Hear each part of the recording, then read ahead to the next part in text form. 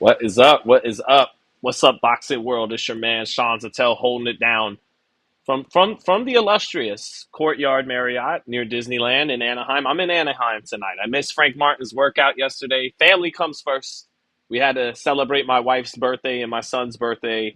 They're on the 14th and the 21st, back-to-back weeks, but we're here at Disneyland having some fun. The kids are asleep. They're knocked out from running around Disneyland all day.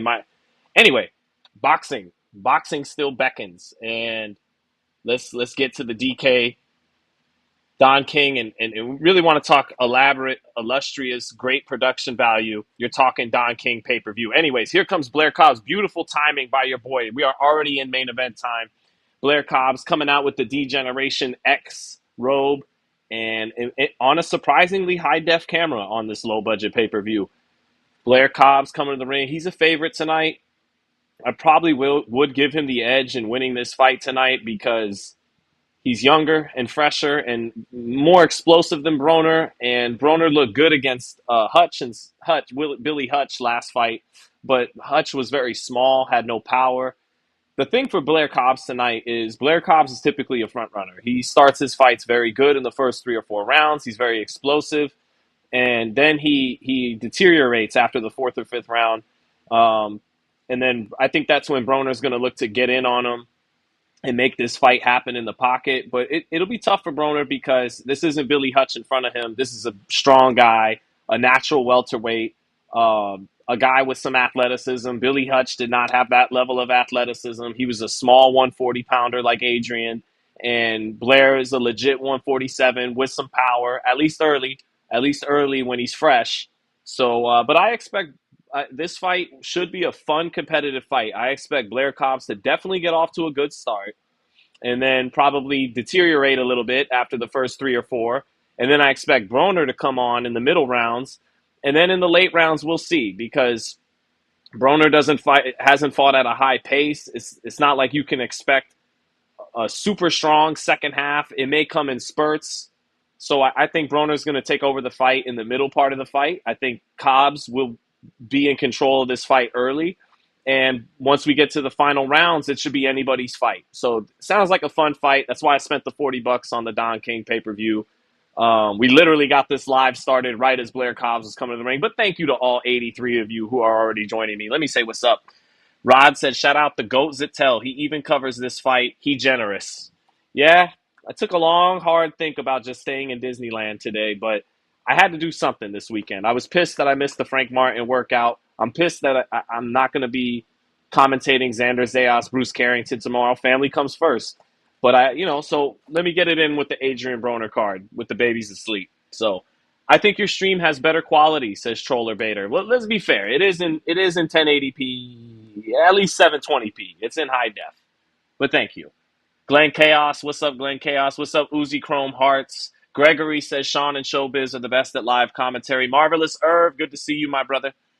Boxing says my thing is I made smart investments. He's at the Floyd Mayweather school. Disco Drip says thanks, Sean. No, thank you, my man.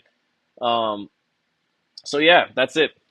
About 87 people in here. Here comes Adrien Broner with Rick Ross. He's got Rick Ross, Florida's own Rick Ross, walking him to the ring. I'm gonna ask my wife if she wants to watch this fight. Is Sophia asleep? Okay, come watch this fight with me, babe. We need some eye candy to draw some more viewers. We're desperate for viewership. We're not even at 100 yet. Let's see. Rick Ross, the fake Rick Ross, coming to the ring with Adrien Broner. Broner looking locked in. Got his black and yellow robe, yellow Grant gloves, black trim. Calvin Ford behind him. Trained a lot with Gervonta Davis out in Vegas, out in my home in Vegas. A lot in the lead up to this fight. Talked to Kenny Sims about sparring with him. Kenny didn't give me too much there. So let's see. Hey, Sean, what's up, dude? Do you think Xander Zayas versus Virgil Ortiz in the future? Really big fight. Hope we see it one day at 154.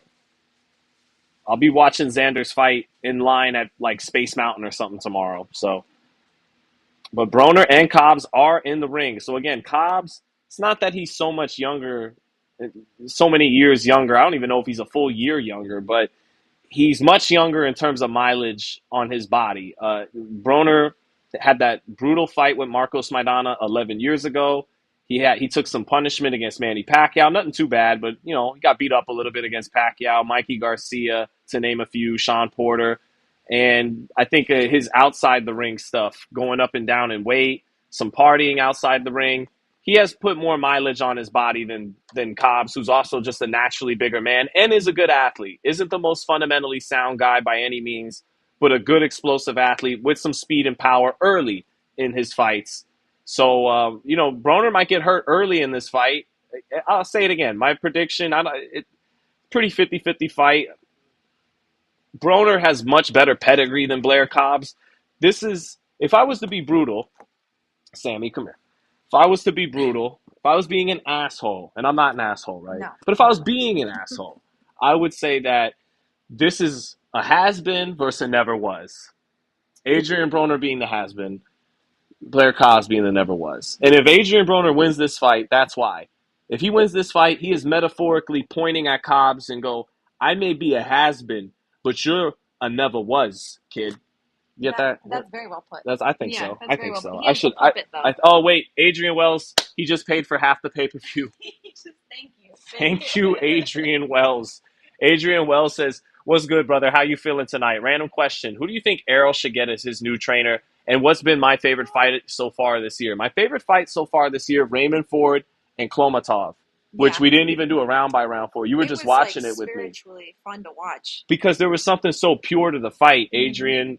There was no gimmicks. There was no Jake Paul, Mike Tyson gimmicks. No Ryan Garcia wigging out before the fight with Devin Haney gimmicks. And both guys were undefeated in their absolute.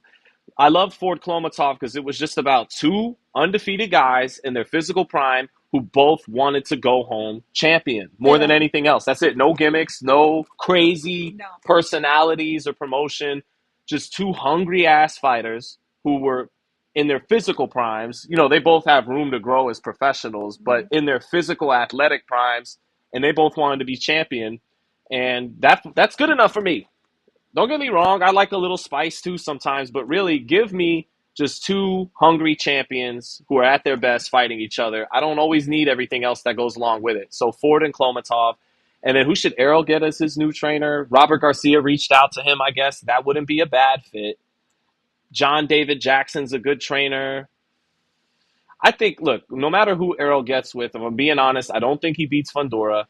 And, Errol, 3-belt champion, Olympian in 2012, hell of a fighter. I think he's in the Hall of Very Good, but I don't think, I don't think regardless who he gets, I wouldn't favor him against Fundora.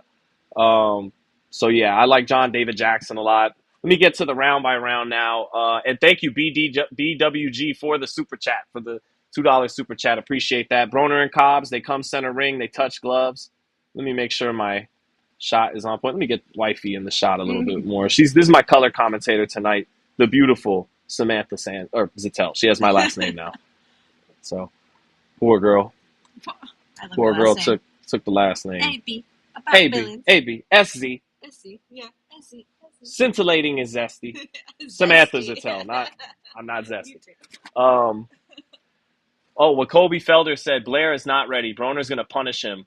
Augusta, Georgia, in the house. Thank you, Wakobe Felder. Appreciate it, brother. This will be our Larry Merchant tonight, and I'm Jim. Well, Blair Cobbs looks in great shape. Broner looks a little soft in the midsection. And Cobbs is in great shape. Now, Cobbs again is a bit of a front runner. He starts off very hot and explosive, and then deteriorates a little bit after that.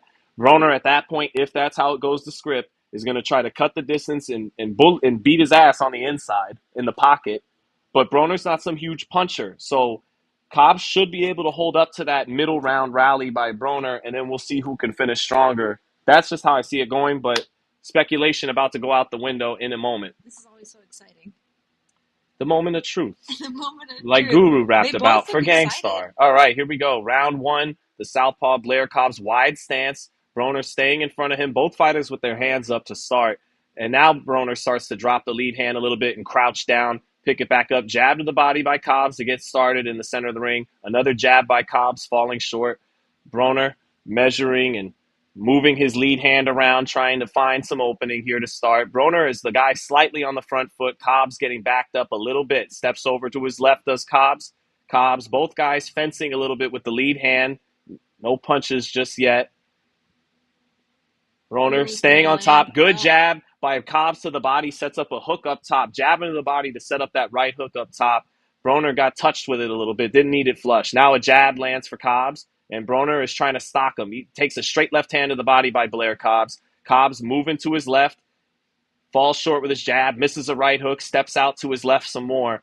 Broner staying in front of him with the guard high. Cobbs throws a lead hand, but not landing on Broner just yet. Cobbs bending down, stepping over to his left, feints a little bit. Broner thinks about letting the hook go, but brings it back. Broner shoots his jab, misses, falls short. Cobbs, straight left hand to the body. Targeting the midsection with that straight left hand, he steps out to his left. Broner, high guard, trying to walk him down short with the jab. Broner trying to check him off the hook when Cobbs tried to fall in with a jab to the body, but Broner didn't land that check hook. Broner staying in front with the high guard. Cobbs crouching down a lot, bending his knees, shoots the jab to the body. Cobbs trying to set up that hook up top off the jab to the body, and Broner shaking his head saying, nope, that's not going to work. Two left hands by Cobbs. The second one splitting the high guard of Broner. First one got blocked. Second one split the high guard of Broner. Broner trying to make Cobbs work and expend energy. Cobbs stepping to his left and his right. Broner trying to make him expend all kinds of nervous energy and movement as Broner keeps it steady on the front foot. Cobbs bending down, moving over to his left. Broner stalking him, high guard, catches the jab on the high guard. Cobbs plants his feet. They trade jabs. Cobbs a little bit longer. His southpaw jab getting in first. 45 seconds left in the opening round.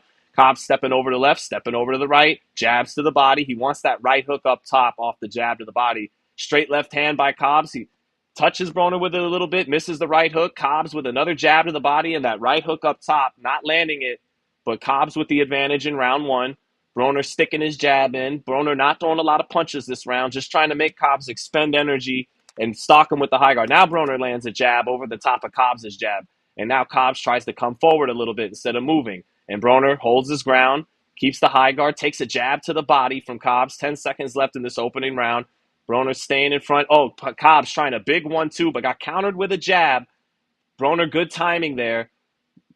Cobbs tried a big 1-2, and Broner just kind of held his ground with the high guard and timed him with a jab. But that's a Blair Cobbs round, 10-9. Sure. Yeah, Broner, though, you see. Broner knows that Cobbs is a bit of a front runner. Make him burn up nervous energy, and then when those legs can't move as good, now you're at the distance you want. You could get the work you want done. We're going to see what Broner's kind of waiting. And actually, that double left hand that I called earlier that split the high guard, it didn't really land too clean. It got through a little bit there. He landed a jab. Actually, and on that last call where I said Broner timed him with a jab, it was actually a little bit of a check hook, but Broner did eat the lead jab of Cobbs. Anyways, not a whole lot to choose from, but Cobbs was busier, and you give him the first round. We got some super chats, and the fight is paid for. So thank God. Robert Scott says, hey, Sean, thanks for the Friday night show. Was not expecting this. Email Addy gave me a 5. Thank you so much. Kobe said, does Eddie call Boots out for the next 5v5? Man, I got to get to all these in a minute. And Robert Scott, just want to thank you again for the super chat, brother. All right, round 2. Broner high guard. Cobbs not moving to start. Jabs to the body, staying in front of, and a big creepy smile from Blair Cobbs standing in front of Adrien Broner. Jab to the body again. That's 2 jabs to the body for Cobbs. Broner, though, is very composed and eats a jab up top, splits his high guard. Now Broner lets go of a left hook. He hooks off the jab. Back comes Cobbs, though, with a left hand in a combination. And Broner, some of that sneaking across Broner's high guard. So Cobbs getting the better of that. Now Broner, down goes Broner. Down goes Broner. Broner jabbing with Cobbs, and Broner's legs are not looking good. It was a 1-2 by Blair Cobbs. Blair jabbed with Broner, the southpaw jab against the orthodox jab. Broner may not get up. Broner's not looking good. He sank down to the canvas to check his hand. Now he's up, wipes his gloves from the ref, but Broner has always had a great chin. His mouthpiece was knocked out. In a 1-2, the left hand sent Broner down. Now Broner's covering up. He's hurt. Cobbs moves in with Broner on the ropes, shoots the left hand, shoots to the body, 3 or 4, 5, 6, 7 body shots. A combination up top. All Broner's doing is blocking. Now Cobbs has to reset. Broner coming back with 2 jabs, but Broner, this is kind of the most hurt I've seen Broner since Pacquiao, if not Maidana. Pacquiao never dropped Broner. Now Broner tries to shoot on the inside, but he eats a right hook on the inside. Broner tried to shoot on the inside, cut some distance. He ate a right hook on the inside. Now Cobbs shooting his load a little bit, ties Broner up. Minute and a half left in the round. Man, I've seldom seen Broner down. I don't think Broner's been down since the Maidana fight. Broner backing Cobbs up now. Cobbs clinches and Broner leans his weight down on him. Broner starting to recover a little bit in there. But it was a little shocking to see him go down on the left hand. Broner now lands a right hand, walking down, eating some body shots. Broner coming forward in the high guard, shot a little pop shot right hand. Now he lands a jab, hooks off the jab, gets it blocked. Back comes Cobbs with a straight left hand and a right uppercut, piercing the high guard a little bit there. But Cobbs is in the corner. Broner is applying pressure. 2-3 jabs and a left hook by Broner. Hook off the mark. A left hook to the body by Broner. Set up off the straight right hand to the head. But back comes Cobbs, and Cobbs is knocking Broner's head around when he lands, and that's not a good sign for how Broner's taking his punches right now.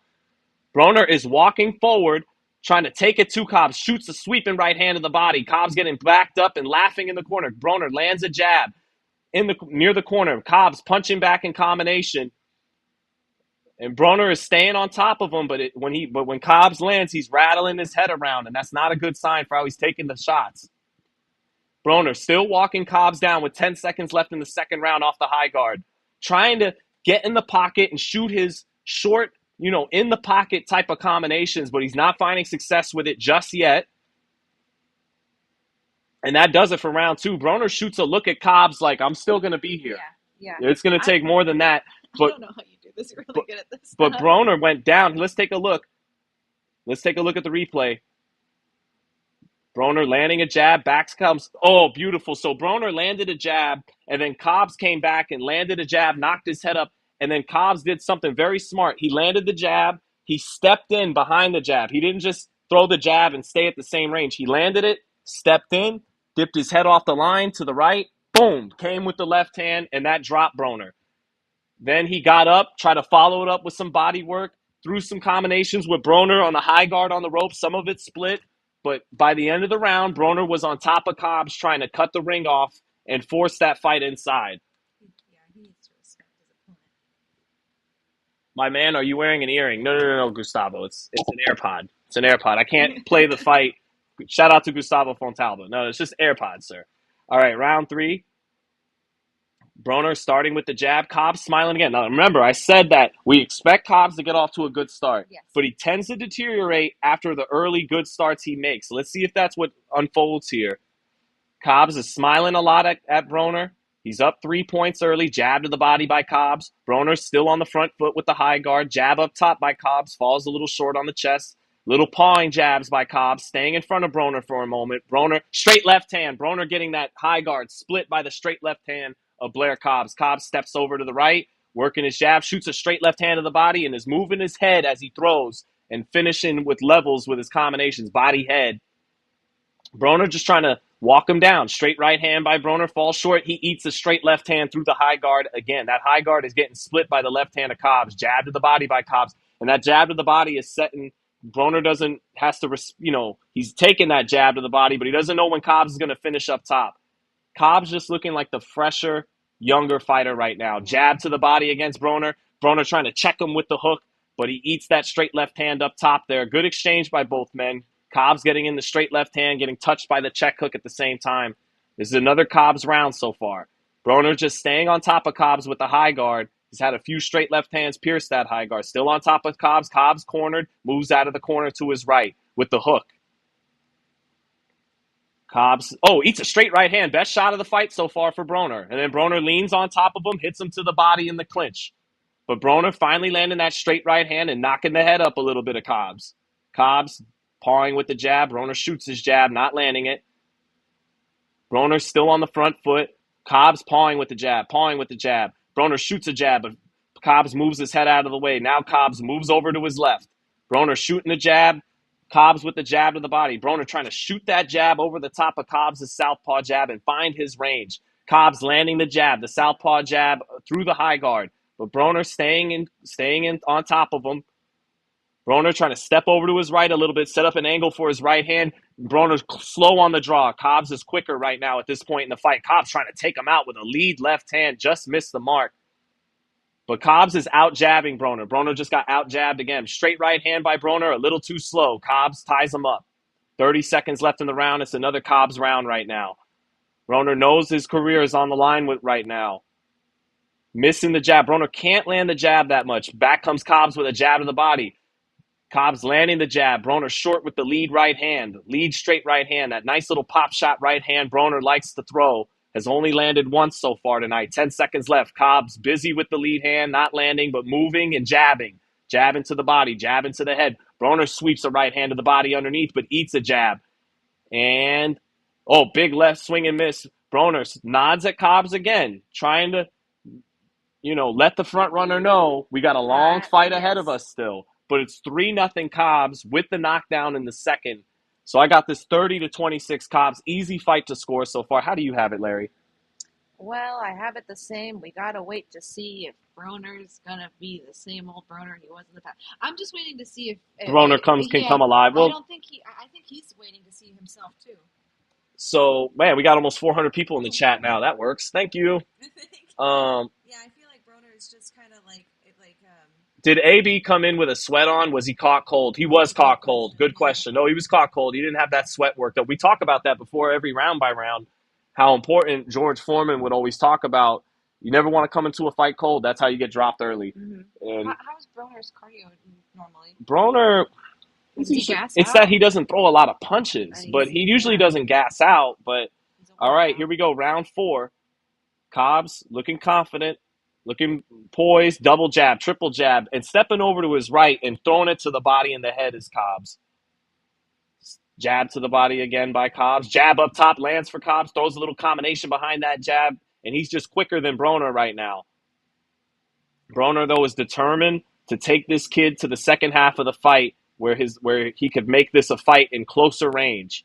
Cobbs knows that, not giving it to him, keeping him on the end of his jab as Cobbs and moving off to his left or right. Cobbs doing a good job not burning up too much energy. Cobbs is getting dangerously close with some of these power left hands, and he's not being as wild as he usually does. He's placing that left hand as Cobbs. Combination by Cobbs, banging on the high guard. Cobbs outworking Broner in the first minute of this 4th round. Broner coming forward with the jab and the straight right hand, but Cobbs is getting underneath and slipping his shots and landing his jab. Broner finally takes a half step back.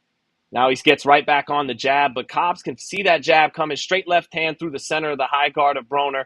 Broner with a 1-2. Cobbs dipping down to get away from another jab by Broner. Broner's getting a little bit closer with the lead hand right now, but Cobbs is still out jabbing him to the head and to the body and steps over to his left.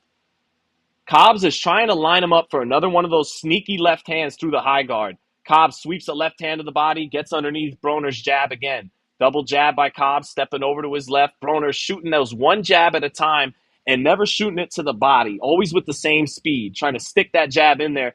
Cobbs is working it to the body. He's working it to the head. He's stepping off to his right with it. He's being more nuanced with his jab. Broner just coming forward with the high guard. Jab to the body again by Cobbs. Broner eating a straight left hand. And Broner's beginning to be lined up for that left hand of Cobbs. He's fighting the same way minute after minute. And Cobbs is switching it up. Yeah, my wife just said Broner's going to get caught again. Let's see how on the money she is. Straight left hand through the high guard. And Broner saying no, but some of that confidence starting to leave his eyes a little bit. Broner still coming forward the high guard. Now he tries to switch it up, picks it right back up. Double, triple jab by Cobbs. Cobbs stepping over to his left. And Broner needs Cobbs to gas out. Cobbs missing that straight left hand, puts the right hook behind it. Broner takes a step back to get out of range. Broner doesn't look like he has a lot of snap and power on his punches right now. He just did a right hand to the body, but it didn't have a lot of steam on it. And back comes Cobbs to the body at long range. Broner not looking sharp with his combinations there. He got into the range he wanted to a few times, and there wasn't sizzle on his punches. 10 seconds left. Trading jabs. Broner getting in that jab finally, but he eats a jab to the body, and Broner's starting to breathe heavier. And again, not sharp with his shots right now, even when he gets into that pocket range he wants. And that's it for round 4. Now Cobbs smiles at Broner on the way back, and Broner, who was defiant after rounds 2 and 3, gave him a head nod, gave him a, yeah, I'm still here, motherfucker. That last round, it was Cobbs who nodded his head at Broner, and no such bravado from AB. Cobbs looks fine in the corner.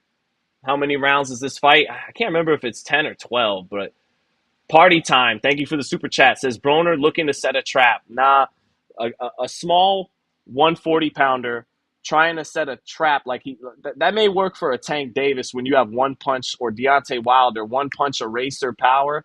He's the smaller guy who doesn't hit hard at this weight. And if he's setting a trap, it ain't working so far, I don't think he's landed his best. Any He landed solid. one straight right hand in the second or third round, and Cobbs took it fine. And those last couple of body shots Broner tried to sweep with, there just wasn't a lot of snap or steam on them. Can you check my one? See if.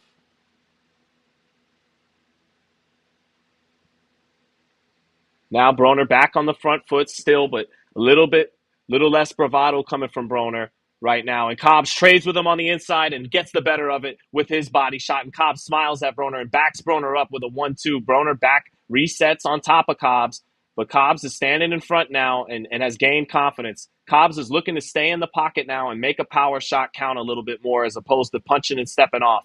Straight left hand by Cobbs gets blocked, but he's smiling. Big looping overhand left by Cobbs. Splits the guard a little bit. Double jab by Cobbs to the body and to the head. Straight left hand to the body by Cobbs. Broner just right there taking shots, not cleanly, but some of them getting through the high guard and plenty of little body shots touching him. Cobbs' right side of the face getting a little bit of swelling from that jab by Broner. Minute into the fifth. Cobbs just off with a straight left hand, a right uppercut. Good jab by Broner. Another good jab by Broner. Two good jabs by Broner, popping that head a little bit. He tries a straight right hand, but Cobbs catches it. Cobbs is slowing down the movement a little bit this round. And they're both smiling. Oh, big straight left hand by Cobbs. Cobbs standing in front, and Broner backs up a little bit and mouths something to Cobbs, but he didn't like that straight left hand. Cobbs has had good work as a southpaw with that straight left hand against the orthodox through the center of the high guard, punching through the high guard. Good jab by Broner. Cobbs has to step off to the left. So Broner has landed a couple of good jabs this round, but still not winning the fifth right now with a little bit over a minute left in the round. Cobbs picks his hands up. Broner lowers his hand and then picks it up. Oh, he eats a big right hook by Blair Cobbs. Broner trying to lower that lead hand and set something up, but ate a shot as soon as that lead hand came down from against Cobbs. Minute left in the fifth. Cobbs pawing with the jab. Broner shoots the jab, falls short, straight left hand, splitting, touching Broner a little bit through the center again. But Broner has been more accurate with his jab this round, but isn't winning the round. Good jab by Broner again, but back comes Cobbs with a right hook and a right uppercut and a good sweeping left hand to the body. Broner steps in, eats a straight left hand by Cobbs. Cobbs keeping him at arm's length with the jab and backs him up for the first time, pushes him off, touches with the jab 3 or 4 times. Broner just coming forward in the high guard, still trying to walk down Cobbs, hoping he starts to front run and gas a little bit. But Cobbs getting underneath the straight right hand, the left hook, touching the jab, smiling at Broner as he keeps him at the end of the jab. Broner not exactly looking fresh himself, looking a little tired himself. Broner shoots a jab up top and a straight right hand. Straight left hand to the body lands for Cobbs. He eats a little straight right hand for throwing that lead straight left hand to the body, but that'll do it for round 5. 5-0 Blair Cobbs, 50-44. That's fine. I'm just waiting for Broner to be. Cobbs looks fresh, guys. Yeah, he does. Cobbs doesn't look like he's about to gas out like he tends to do. He's consistent. And he's moving, but not moving too much. He slowed his feet down a little bit that round and still got the better of it. Jonathan 97 says Sean the GOAT. Appreciate it, brother. Jerry Pittman says this fight is trash. Let me see. Okay. Yep, Cobbs landing that straight left hand, touching the body a little bit on the slow-mo replays. So it's Cobbs' fight right now. And again, Broner's coming forward, but there's not a lot of heat on his punches. He started to land his jab in the 5th round, and there's a little bit of welts on the right side of Cobbs' face because of it, but it's Cobbs 5-0 right now. Broner still coming forward to start round 6. Cobbs stepping over to his left, doubling, tripling his jab, not putting a lot on it, just using it to keep Broner at range until he sets something else up. Cobbs touching with the jab, taking little steps to the right, lands his jab. Broner trying to shoot the straight right hand pop shot, and Cobbs is timing him with the jab, not letting him get that straight right hand off. Broner crouching down, shoots the jab again. Back comes Cobbs with a jab to the body. Broner has been on the front foot all night in this fight. Oh, but Cobbs out jabbing him. They shoot jabs at the same time. Cobbs knocking that head up a little bit with his. Broner falling short with his jab. Broner falling short with the jab again. Cobbs comes back with a jab to the body. Broner lands his jab up top.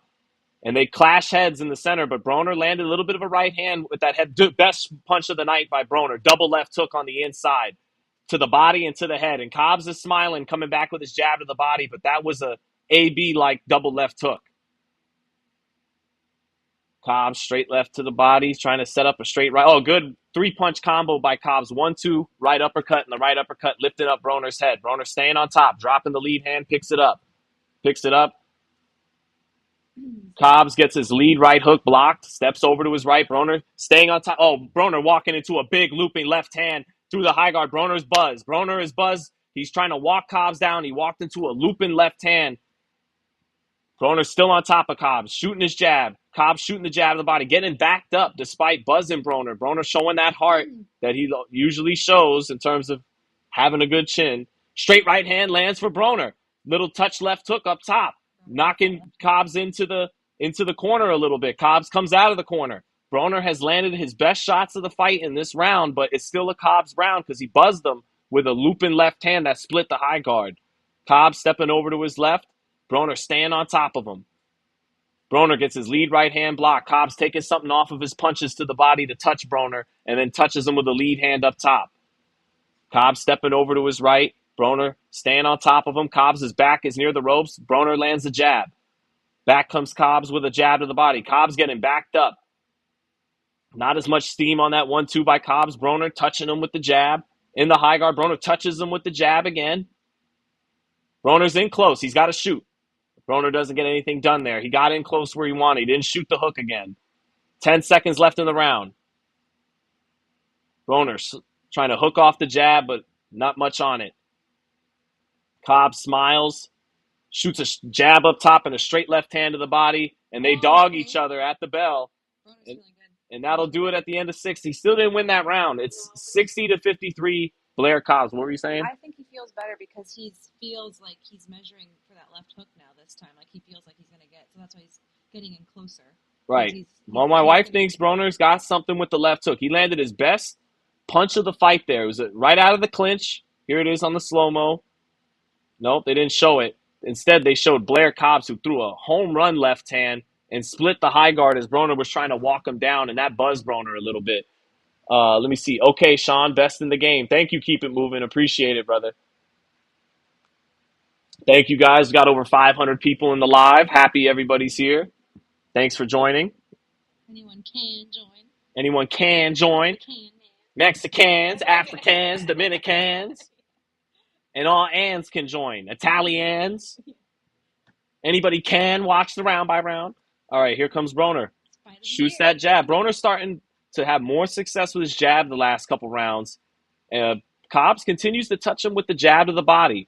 Broner landing his jab early. Cobbs lands a better jab and steps into a left hand. Another straight left hand by Cobbs and a jab to the body. Broner walking through it, trying to just walk through it and get in close. Cobbs lands a jab and steps out to his right. Cobbs done a great job all night turning Broner off his jab.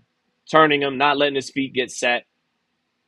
And not using too much movement to burn himself out. 2 hard body shots by Cobbs. Cobbs is good left hook to the body by Broner. And one of those sharp Broner pocket left hooks to the body. But Cobbs is outlanding him. A straight left hand lands for Cobbs again. Follows it up with a combination. That straight left hand is splitting the high guard of Broner. And Cobbs is constantly jabbing the body. Just outworking Broner, turning him, walking him into left hands.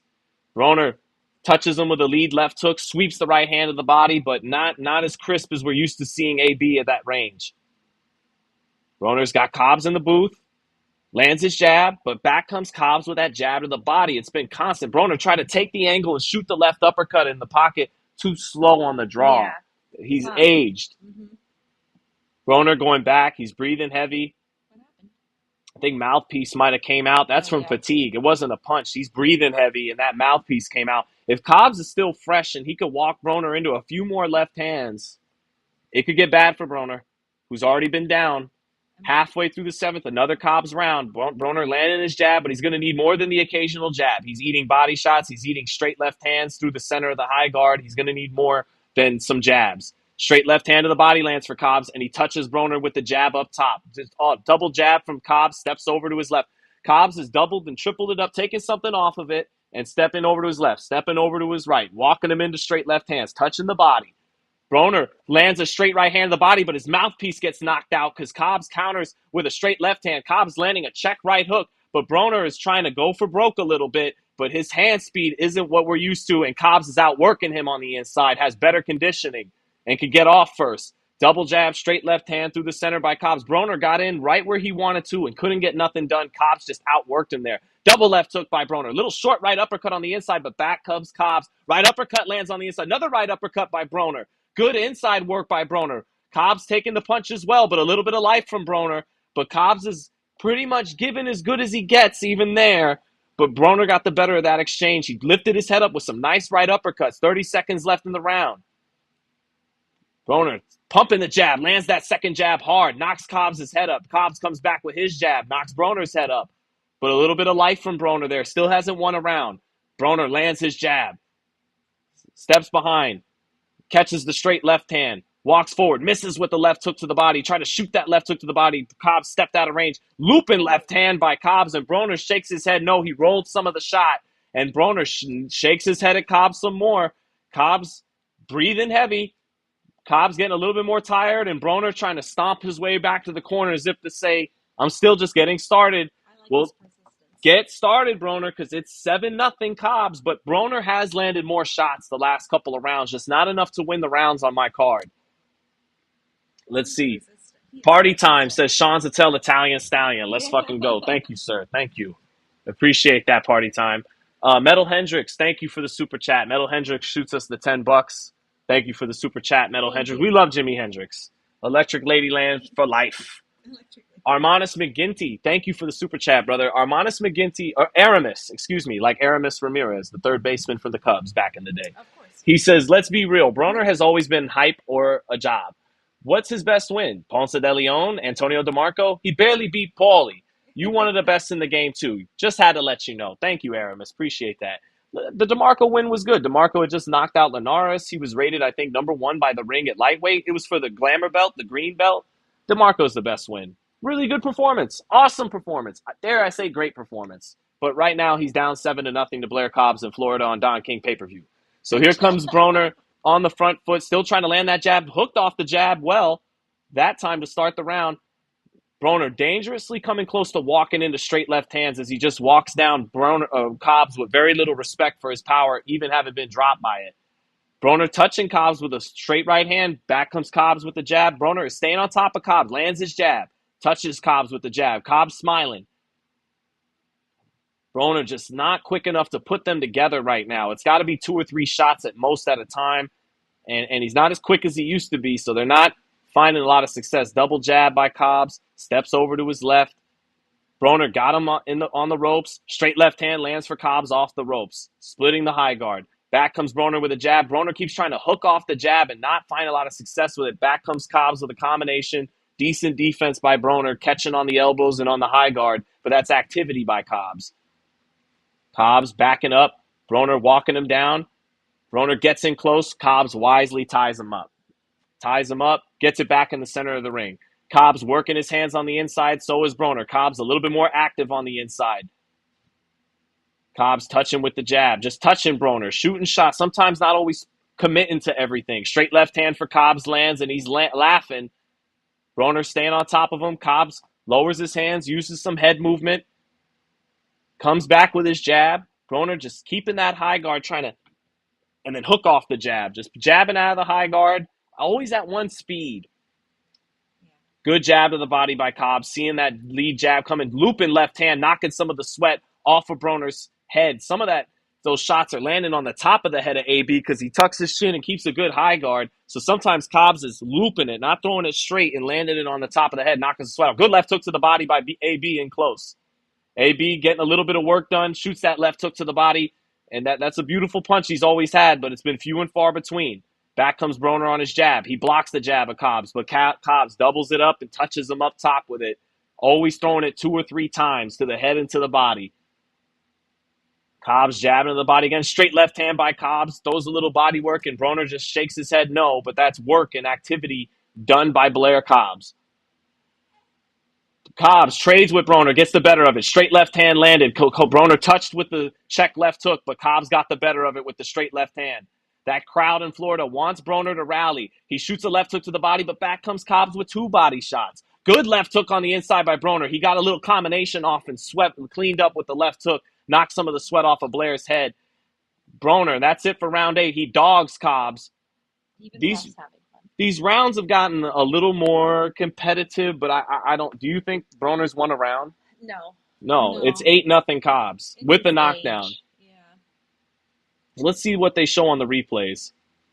It's Cobbs working his hands in close, outworking Broner. There's that looping left hand, landing on the top of the head, knocking some sweat off.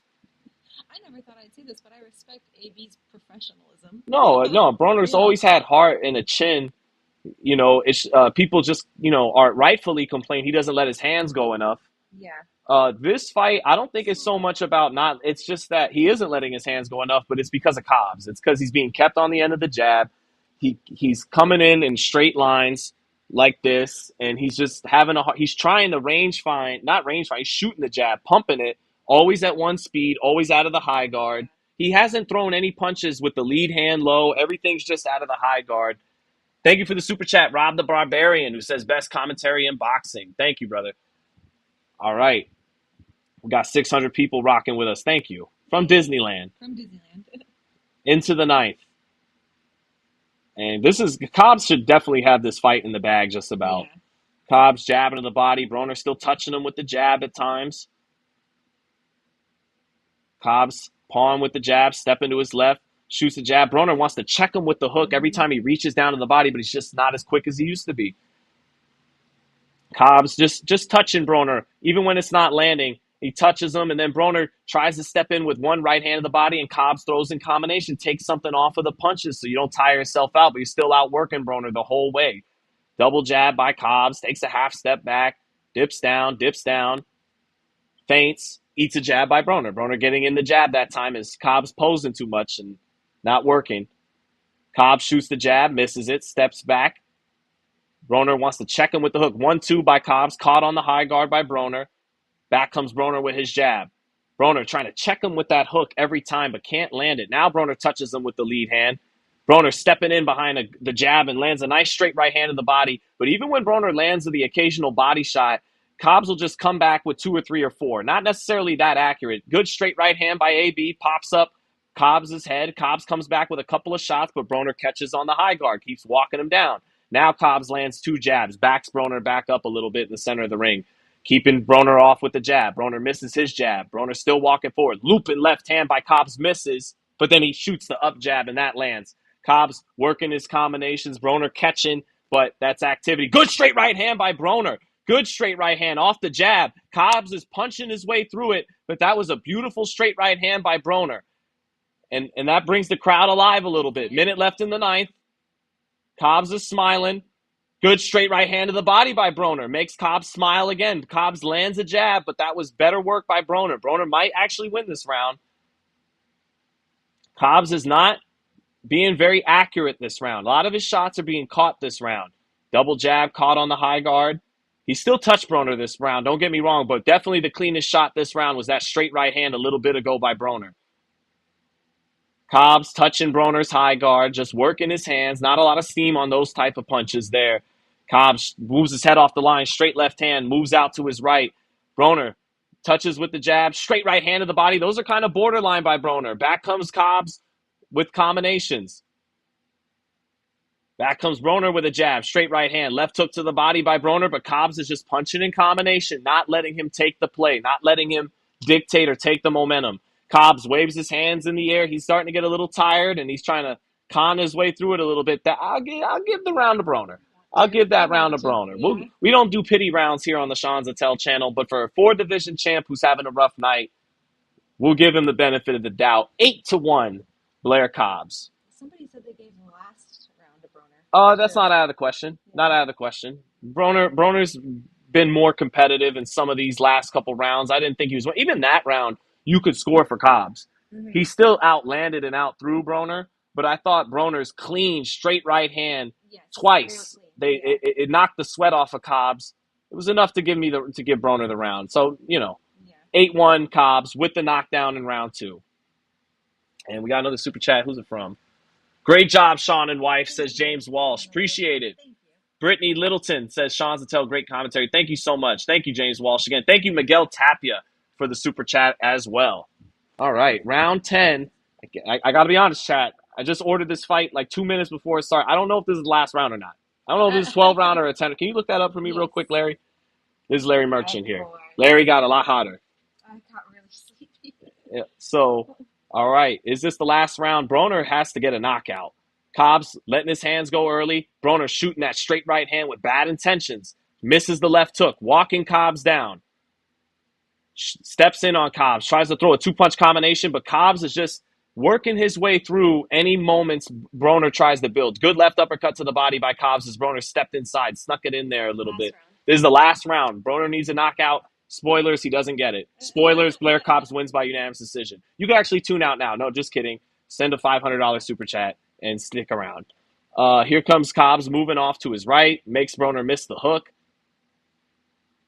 Broner shooting a left hook to the body. Back comes Cobbs with a left hand to the body. Cobbs is given as good as he's gotten, even in some of the moments where Broner's had a little bit of life and momentum.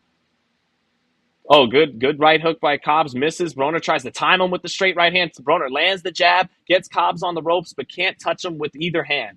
And Cobbs gets off the ropes, gets back near the center of the ring. Competitive round right now.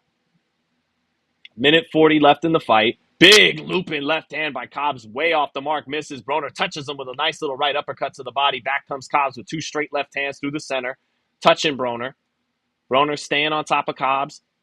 Shoots the jab, straight right hand to the body. It's not going to get it done. And this may be the end of Adrien Broner once and for all. Cobbs shoots the jab to the body, lands that jab to the body. That has been, from round 1, he shot that jab to the body, and it's opened things up for him. Sometimes, babe, that jab to the body is taking what the defense gives you. It's like when they're staying up here and they don't want to give you anything, like Broner's been doing all night. It's like the defense in football having the safeties deep so you can't throw deep. So you just throw short. You just take what's there. And Cobbs, when nothing's there, just jab the body. It's work. Broner keeps walking down Cobbs. He's having some success, but Cobbs not trying to win this round like he did some of the earlier rounds. He's a little tired. He's on his bike now, is Blair Cobbs.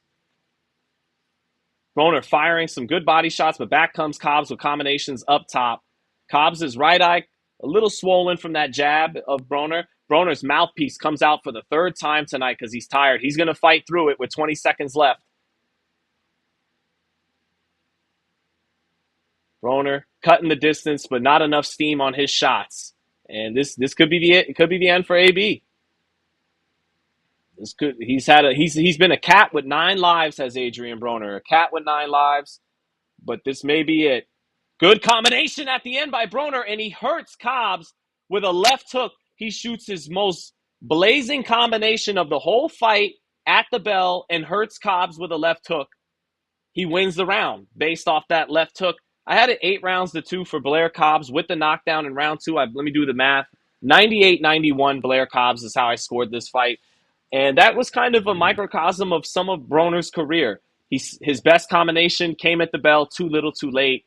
Really nice left hook. And all of a sudden the hand speed came alive and the zip and the velocity came alive when he ripped that combination. And it landed literally right at the bell and shook Cobbs up a little bit. Nothing terrible. I gave that round to Broner for sure. So I gave Broner 9 and 10. maybe since he's the A side, they could find 3 or 4 rounds to give to him. But I thought Cobbs easily won this fight by 7 points on my card, 98-91. The kiddos, who woke up? Did Leo wake up? Okay, Leonardo. My kids are up now, so wifey had to go back to the kids in the hotel room. But let's see what happens here. Let's listen to this post fight too. But yeah, that was Cobbs, 98-91. I'd be shocked if Broner gets a gift here. Maybe not shocked since he is the Don King fighter and all, but just waiting the verdict now. AB could have won that fight, but he's AB. I think that ship sailed, man. That ship sailed. The night I knew the ship sailed for Broner was Granados. A lot of people were wiser than me and knew it had sailed as early as Maidana or Pauly. But I think the night I truly knew once and for all, I already suspected it before this, but when he fought Adrien Granados, he looked so slow. And that was one thing Broner never looked, was slow. All right, 10 rounds are done. 97-91. And 96-93 on the other two cards for the winner by unanimous decision. Blair Cobbs. And 96-93 was really too close. 97-91. I don't know how he arrived at 97-91. I don't even know how that's, unless he had an even round some way across. The right card was my card, 98-91. Cobbs wins, hugs Broner afterwards, and it is a sad night for Adrien Broner for sure. Sad night for Broner. Cobbs did a good job not gassing out tonight, but he was fighting a smaller man whose best days are long behind him. So I don't think Blair Cobbs is some genuine contender at welterweight. He's a fun fighter. He would be a fun B-side for a number of welterweights, but I don't think he's any threat to becoming the best welterweight in the world by any means. But he's a good athletic welterweight.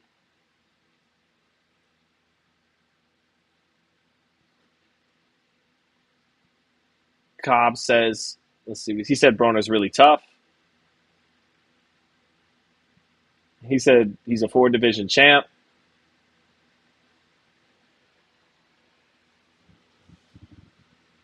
So, shout out to Justin Gamber, trainer of Blair Cobbs, helped guide Caleb Plant to being a world champ. Is that my guy Quincy? Is that Quincy? Sammy? I think Quincy is in the ring with Blair. Quincy from high school. Remember how he photogs some of the fighters? He's there.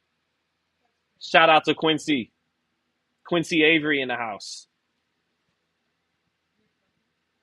But yeah, Justin Gamber kind of got screwed out of the Caleb Plant situation. That's definitely Quincy.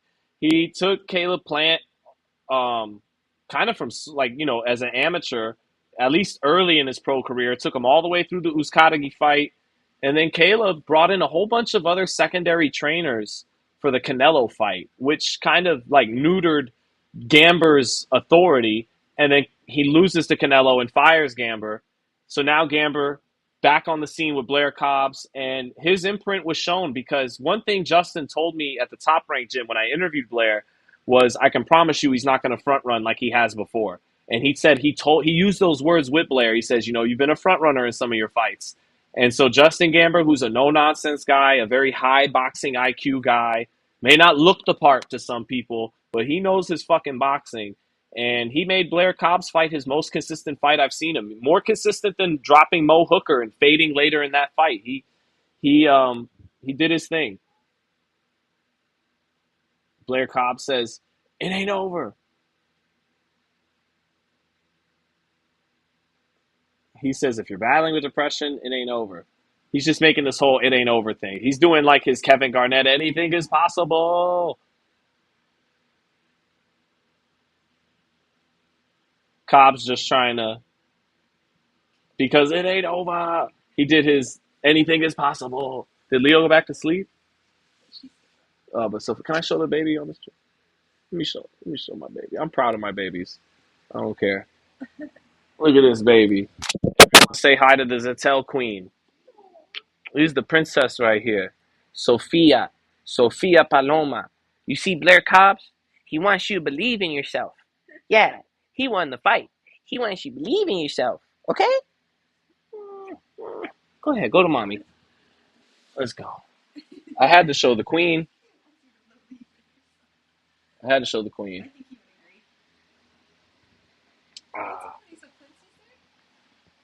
Uh, Party time said AB waited until 5 seconds left in the fight to let it go. Yeah, yeah. He was too slow on the draw tonight, man. He believed in himself, but that stuff catches up to you. This is a theme we've seen play out in so many fights lately. Josh Taylor, Deontay Wilder against Zhang, Tyson Fury against Alexander Usyk.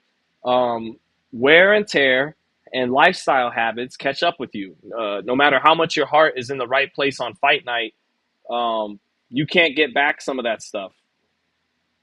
And Broner, it was crazy to see Broner go down. We haven't seen him go down in, what was that, 11 years ago, 10 and a half years ago since Maidana. He fought Mikey, who was one of the best punchers pound for pound I've ever covered live. His power was freakish for a small man without a whole lot of athletic look to him. Mikey was an amazing puncher. Broner never went down. Pacquiao's Pacquiao. I mean, Pacquiao, we all know, can crack. And he never put Broner down. Cobbs put Broner down because Broner was coming forward really trying to win the fight. That's the difference. Mikey and Pacquiao had a hesitant Broner who was trying to survive. Broner, to his credit tonight, came forward and tried to win from 1 to 10. Just too slow on the draw, a little flabby by compared to what he once was. Not as quick as he wants to be. Once was. Came forward in straight lines a lot. Didn't give angles. And yeah, man, it's just a shop-worn Adrien Broner, who definitely once upon a time at 135 was a beast. And I wish Broner never would have skipped 135 so quickly. I wish he would have stayed at 35 and unified, then went to 40. Adrien Broner should have been fighting Danny Garcia for all the marbles at 140 10, 11 years ago. Instead, he moves up to welterweight, doesn't look good against Paulie, loses to Maidana, has never been the same truly since Maidana. And in terms of, he was never the same after Maidana because we all know why, not pulling the trigger, little gun shy. But the last time I felt like Broner physically was on point for a fight, he still was gun shy, didn't let his hands go in the fight I'm about to mention, was Mikey Garcia. Mikey Garcia is the last time I saw Broner with that real cut in real dog shape, and was the last time his hands looked as fast as basically they've ever been. After that, Granados, Pacquiao, Santiago, Hutch, this fight, slow. Just not the same hand speed he once had. Pacquiao, he dialed it up a little bit, and Pacquiao, he was at his sharpest post the Mikey fight, but still wasn't the guy that fought Mikey, fought DeMarco, and all those guys. And again, I think Broner really had it that night against Mikey. He just didn't let his hands go, and Mikey's better than he is. So, but yeah, man, I think Broner at his peak at lightweight, where he was strong and was a great fighter in the pockets, never had great footwork. Defense was always a little overrated, even in those days. But I think Broner could have been a badass fucking lightweight for a long time. But he skipped over 40, rushed up to 47, lost to Maidana, and, won one title fight, I think, since then against Alakaderiev, the 140-pounder from Russia that he won the WBA title with. That was the last time I think he won a title fight. And that was, I think, 2014 at 140 pounds. Might have been 2015 or 16. Probably, it couldn't have been 2014. He fought Emmanuel Taylor. I was at that fight. So this was probably 15 or 16 when he won the WBA 140-pound title, almost a decade ago at this point. So, yeah, Broner is definitely more of what could have been. But, we could definitely talk about how those 4 belts were, some of them weren't all that, but I think the WBC belt against DeMarco was legit. The other 3, I can't even remember who he beat for the WBO 130-pound title. I know he fought Ponce de Leon. That was the best name he fought at 130. And some people thought he lost that fight against Daniel Ponce de Leon. DeMarco, he was brilliant. That was a brilliant performance. You can't take nothing away from him. DeMarco was rated #1 by the Ring. He had just knocked out Jorge Linares in one of the all-time come-from-behind knockout victories, and he beat the shit out of Antonio DeMarco. That was a brilliant performance. But then, after that, he was never brilliant again. Had some decent nights after that, most notably winning that 140-pound title. Emmanuel Taylor is not a world championship level fighter, but that was a really fun fight. He got hit a lot in that fight. But shout out to Broner, man. I'll best remember him as a pretty damn good lightweight who moved on from that division way too soon. So, George, thank you for the super chat. George says Edwin Valero versus Mikey Garcia. Who would have won at 130? Ooh, that's a hell of a fucking fantasy matchup. Mikey has detonating power, great power. Mikey isn't the dog, isn't the crazed beast animal that Edwin Valero was.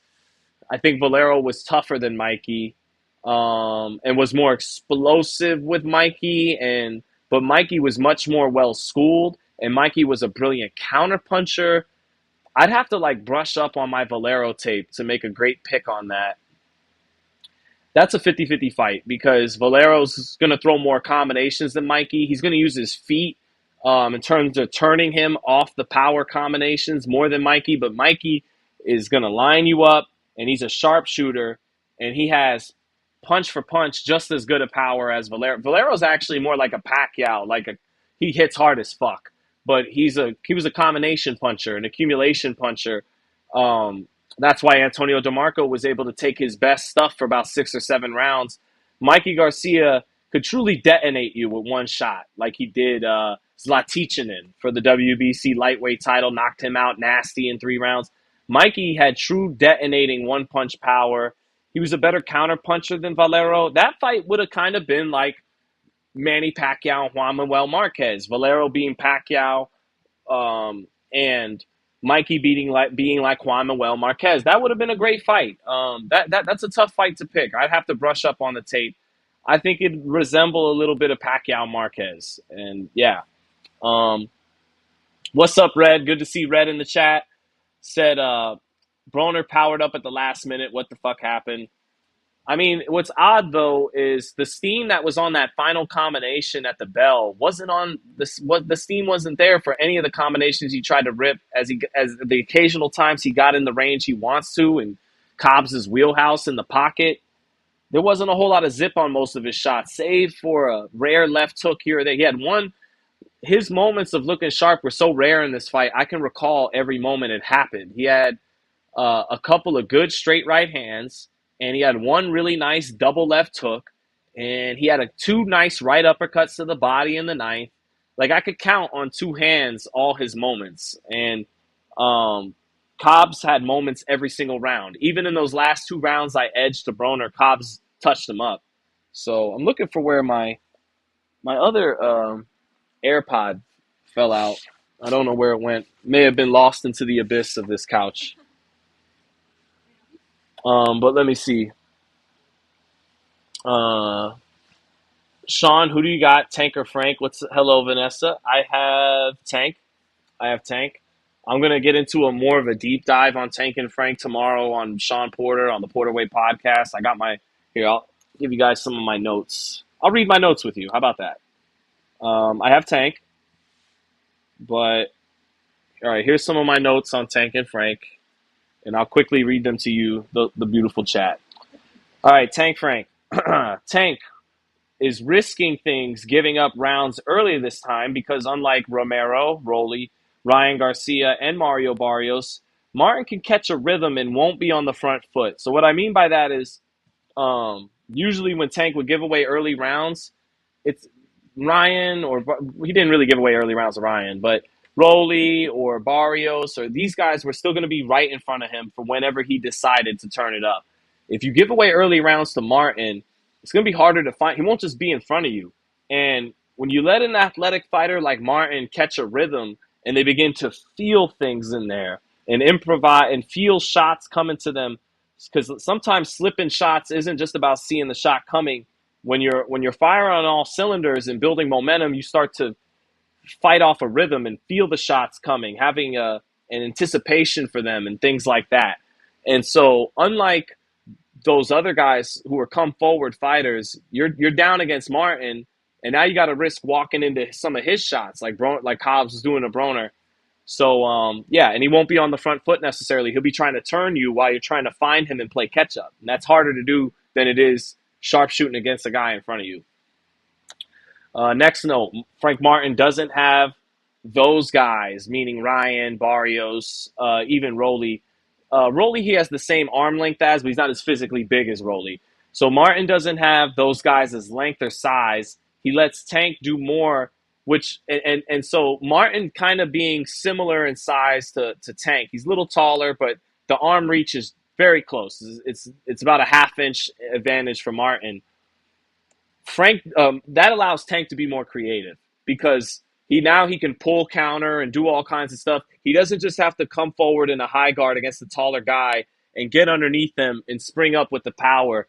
He can take it off. He could fight like he did against Hector Garcia, who was similar in Tank's size. He can now drop the lead hand and not always have to be here to cut distance. He could drop the lead hand and pull and counter and take a step back too.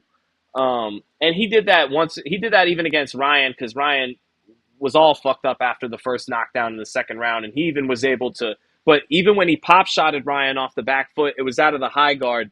Against Frank, who's not as tall and as long as Ryan or Barrios, he can he can do like he did against Hector Garcia and be more creative, not just have to fight out of a high guard. Does Martin run out of ideas? Does he have an answer for Tank spurts? Can he counter when Tank starts ripping in the middle rounds like Zhang did to Wilder, or come up with other answers? In other words, once Tank catches a rhythm and turns it up in the middle of the fight and he starts being accurate with both hands and he picks these long 2-minute spurts of firing headshots, firing body shots with both hands, letting go of every punch, the straight left hand, the lead right hook, the body shots, the straight left hand to the body, ripping shots. You gotta, if you try to just play all defense and get out of the way of everything, he's too fast and he's too accurate. You're not going to get out of the way of everything. He's going to touch you. He's going to catch you if you get into a prevent defense. So will Frank Martin at that point do like Zhang did against Wilder in the 5th round, where Wilder was starting to come on with the straight right hand and Zhang said, I got to take a chance here. And so the next time Wilder let go of a straight right hand, boom, he countered him with the right hook. Is that the answer for Frank Martin in the middle of the fight? If he builds an early lead, Tank starts to come on, can he walk Tank into a counter shot when Tank thinks it's his turn to gain some momentum? And if that's not the answer, can he come up with other answers? Is he just that good defensively? Can he tie Tank up excessively when he needs to without getting warned by the ref or anything? There you go. Tank is looser than Frank, who matches much of Tank's speed and athleticism, but Tank gets more creative and more versatile with his counters and his punch selection, which might be attributed to him starting younger. Tank is also looser than Frank because of experience under the bright lights. So Frank Martin may match much of the speed and the athleticism of Tank Davis, but he's tight.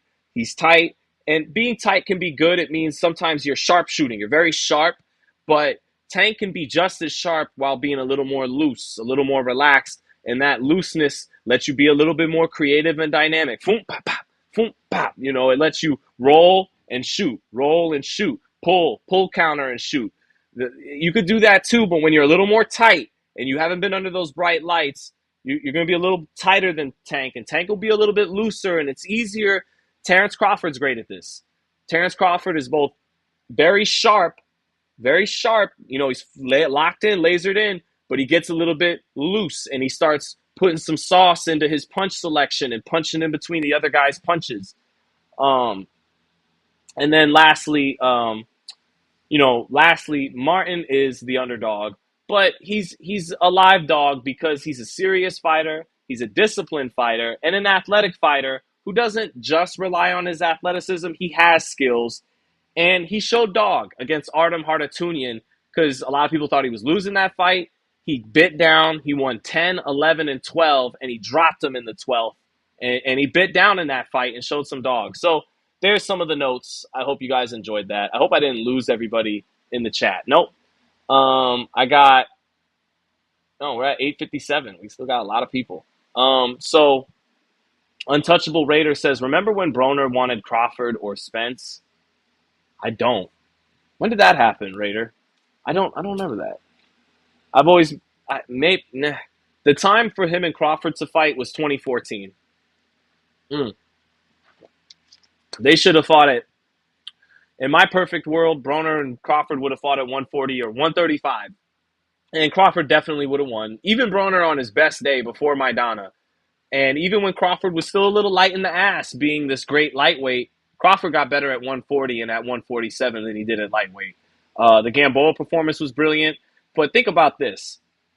This is how much better Crawford got post-lightweight, where he did win the ring belt and did knock out Gamboa.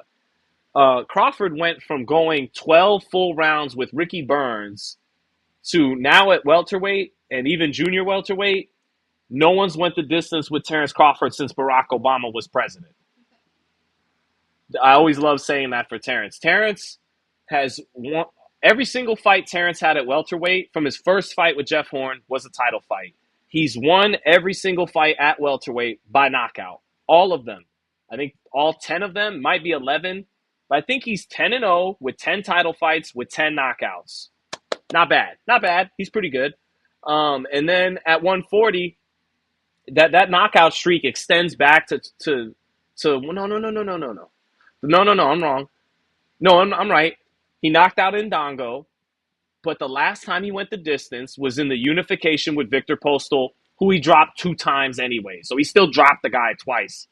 So yeah, but anyways, Crawford wasn't as great at lightweight as he was at 140 or 147. Broner was at his best at 135. And I still think Crawford would have beat him. So, would have been a fun fight, though.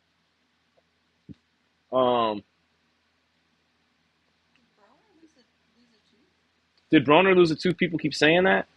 I don't know. Let's see. AirPod fell front and right when you had Sophia. What an awesome. Thank you. K33. Did it? Oh, I found it. It was right here. It was Front right. It was by my ass. My front right ass. Thank you, Keith. Thank you. It's by my front. I don't even know why I want it anymore. The fight's over. It's been over for like 20 minutes. Just for comfort. Just feel balanced. Sean is a boxer. Chiquian boxing. My brother, I hope you are doing good, Chiquian. Hey, keep killing it in school, killing it in band, making moms proud, knowing your boxing razor sharp.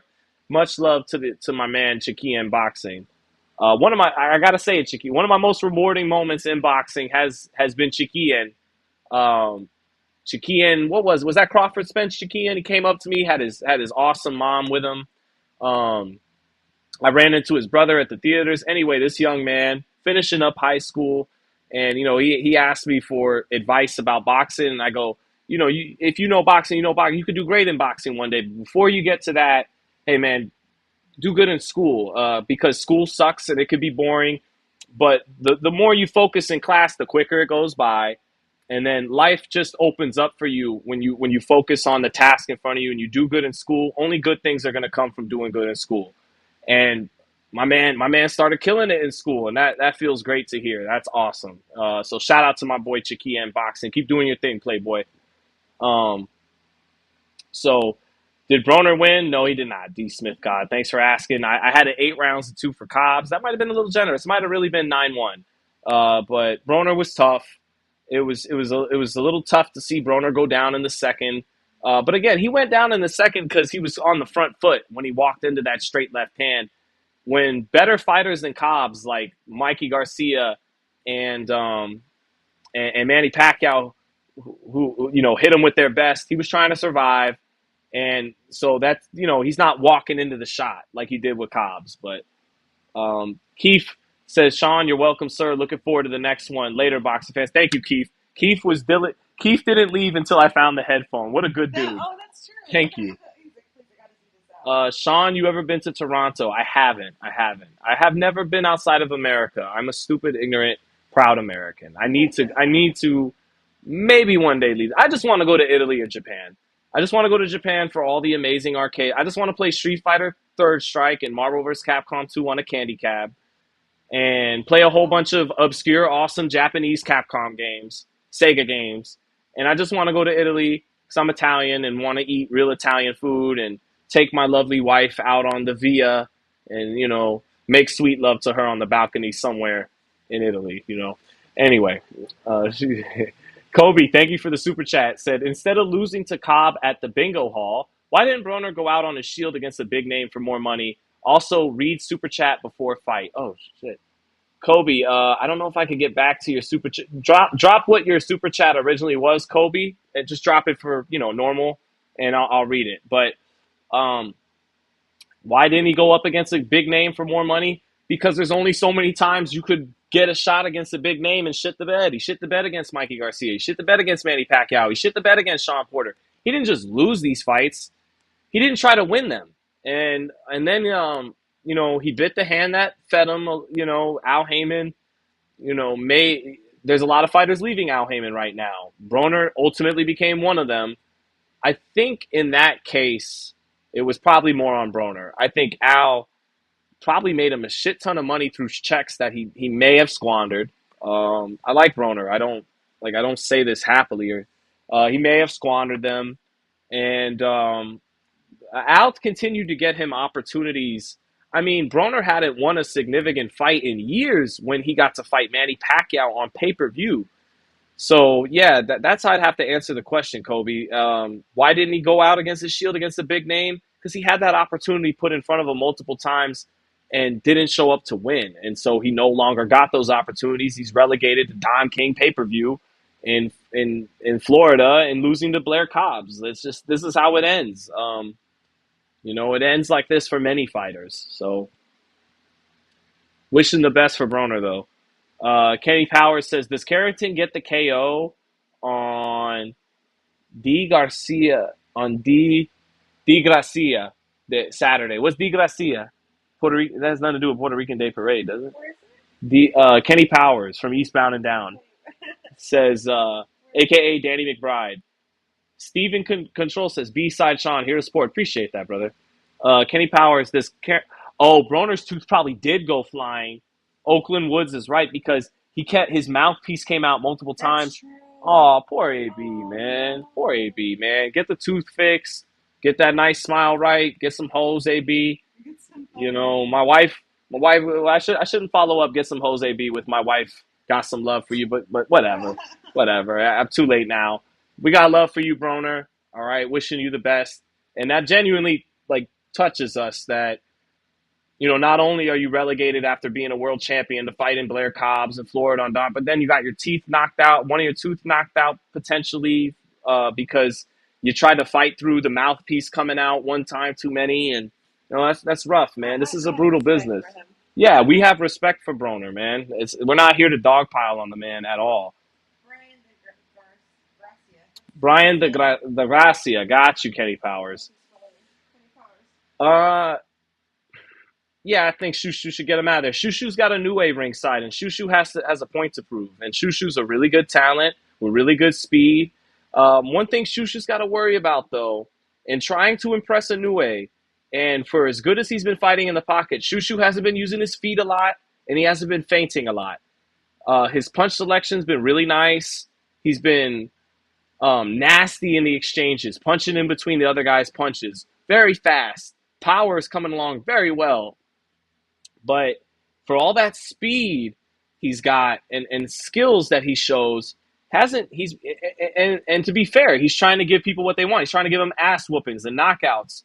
But he hasn't been feinting a lot, and he hasn't been using his feet that much. He's been very planted, and he just wants to work in the pocket. And he just wants to counterpunch you with bad intentions in between your punches. And it's been very fun to watch.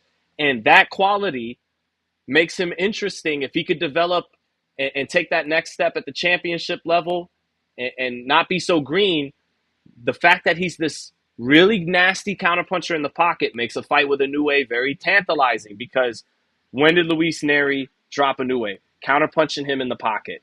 And Carrington's developing that skill set beautifully, but his feet have been a little been very planted, trying to have exciting knockouts, and he hasn't been feinting a lot. But I think he'll get it done. Um, let me see. Jerron Boots Ennis versus Oscar De La Hoya at 147. Let Boots prove something. Like I love Boots. He might be the most talented, just talent, raw talent in the sport. But he hasn't done anything, and even lost Cody Crowley as his opponent. I expect great things from Boots. Great things from Boots. He just hasn't done them yet. Um, That's a real thing. That's not real. That's a joke. no, really, someone asked about it. My wife thought someone was kidding. No, they really asked. Kobe said, "Do you think Eddie?" Oh, thank you, Kobe. Back to you. Do you think Eddie will have Boots in the next 5v5 to redeem Matchroom? Um, yeah, I think that's a potential, but it all comes down to how much is he willing to spend on Boots.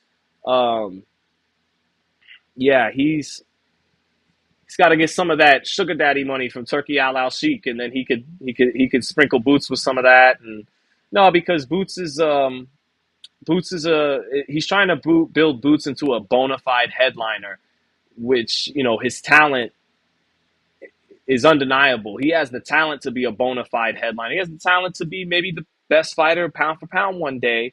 Although he gets a little too saucy for his own good sometimes. Sometimes he rolls the shot and the chin's a little exposed. Little stuff that needs to be tested at a higher level. But I mean, he can counterpunch. He's got great feet, great heavy jab. Whether he's a southpaw, orthodox, he can get off first. He's one of these rare fighters with snapping quick power, but with heavy thudding hand. I mean, he's a fucking beast.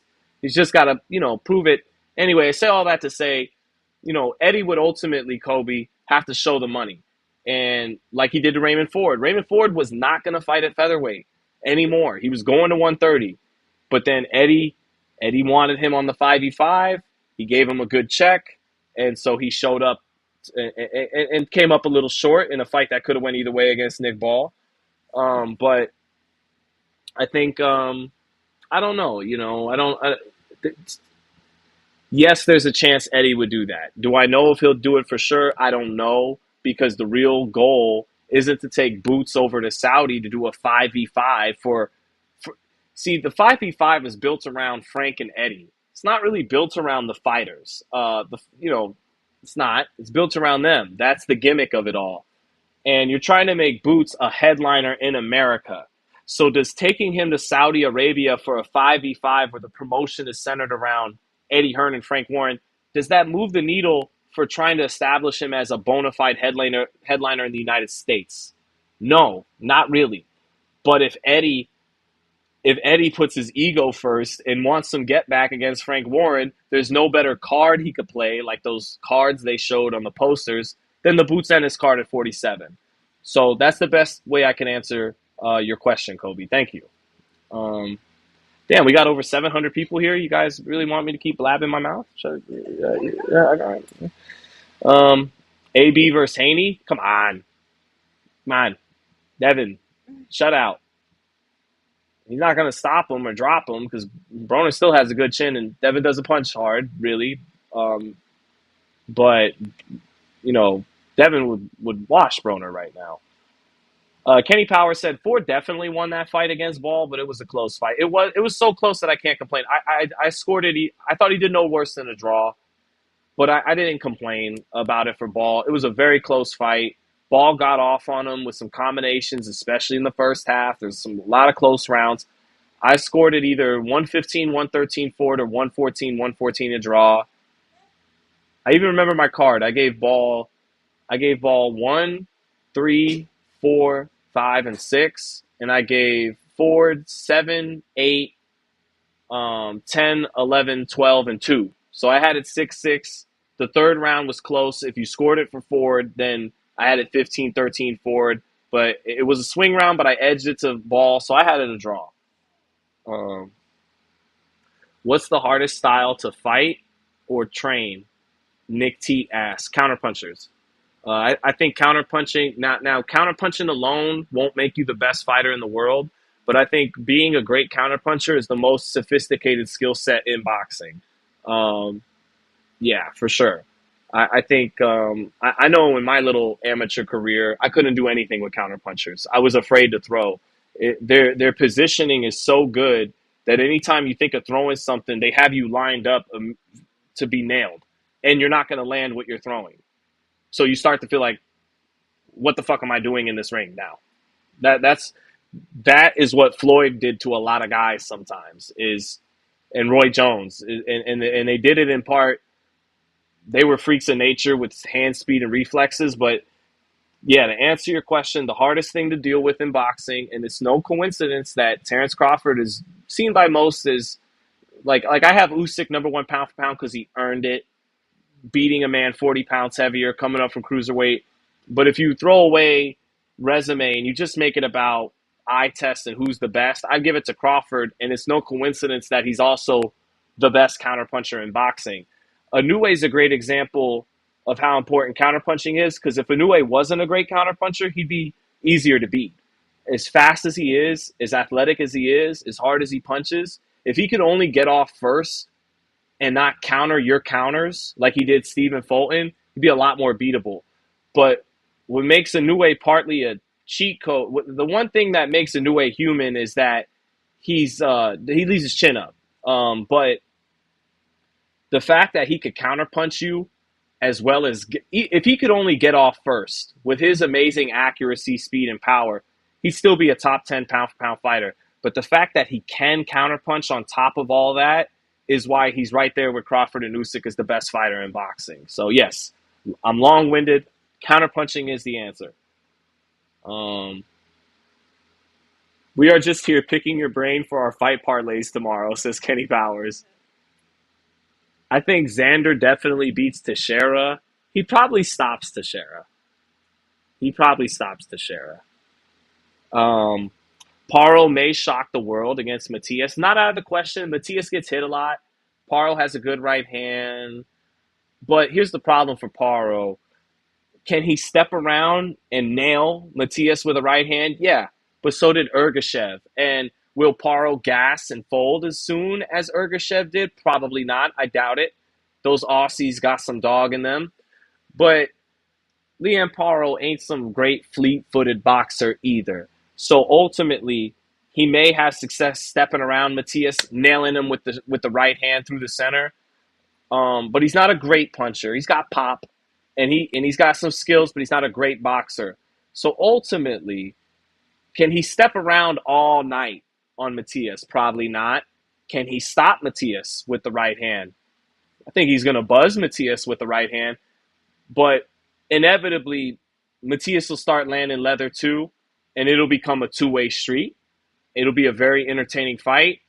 And who do you like better in an entertaining fight where both guys are getting off their best stuff? I would think Matias. He's a better puncher than Paro. And when that fight breaks out, Matias is a better combination puncher. Now, I do think Paro might have a little bit of I think he has a better chin than Matias. Matias, his chin's gotten better in his last couple fights. I noticed he's been taking shots better.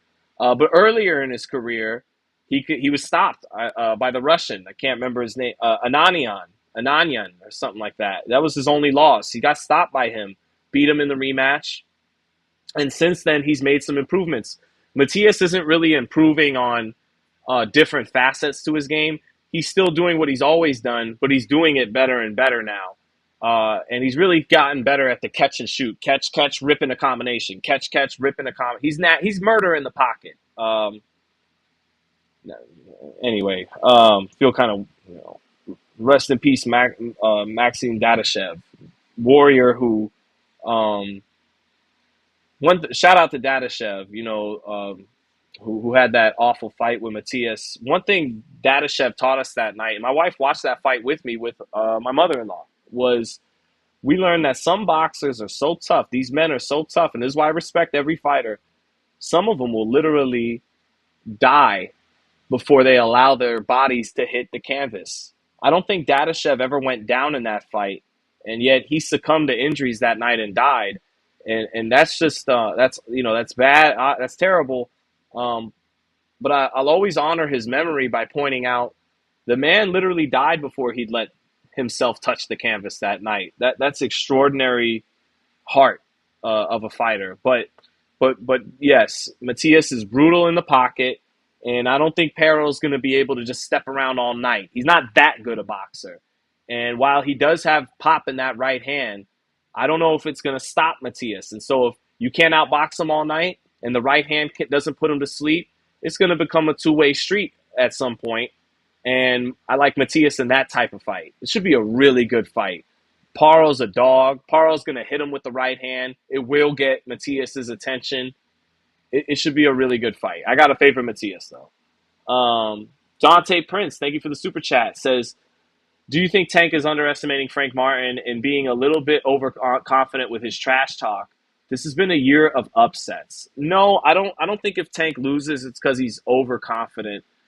I mean, I think he knows that Martin's a legit guy and that he has tools. He has speed. He has athleticism.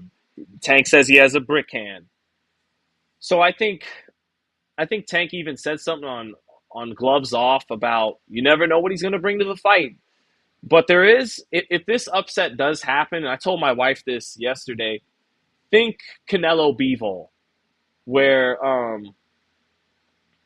now Canelo was overconfident in that fight. I don't think Tank's as overconfident heading into this fight as Canelo was heading into Bivol. But there is a little bit of that. You're feeling yourself. This is just another fight. You're becoming one of the true faces. You are one of the true faces of boxing. And he said it himself, Frank's a stepping stone. But like Bivol, and Frank Martin isn't as proven as Bivol. Bivol was a world champion who had beaten some legit guys heading into the Canelo fight. But what he shares in common with Bivol is that this is an in his prime fighter, an undefeated fighter who doesn't know how to lose yet.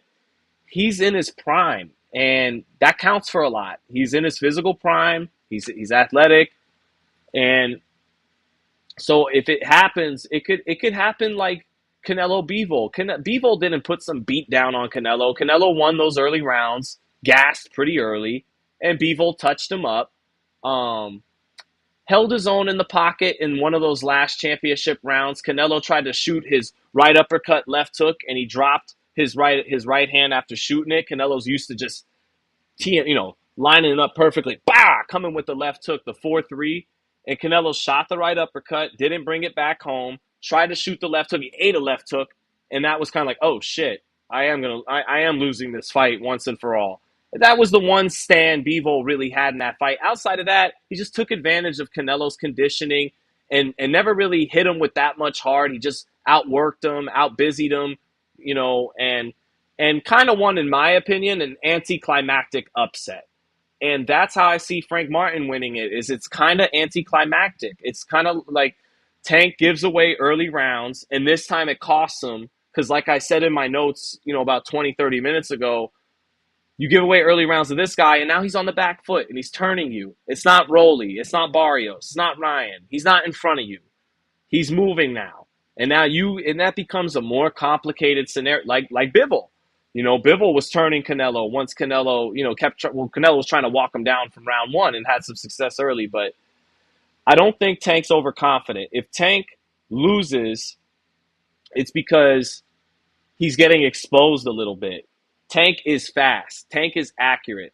Tank has he gets hit, but he has defensive maneuvers. He could pivot off, lower the lead hand, slip shots, give half of his body as a southpaw.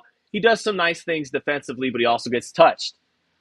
If Tank loses, it's because he's exposed a little bit. And I'm not like some other people who, and I respect their opinion. Tank's just been a protected PBC fighter, and the minute he fights a Shakur or one of these guys, he's going to get exposed.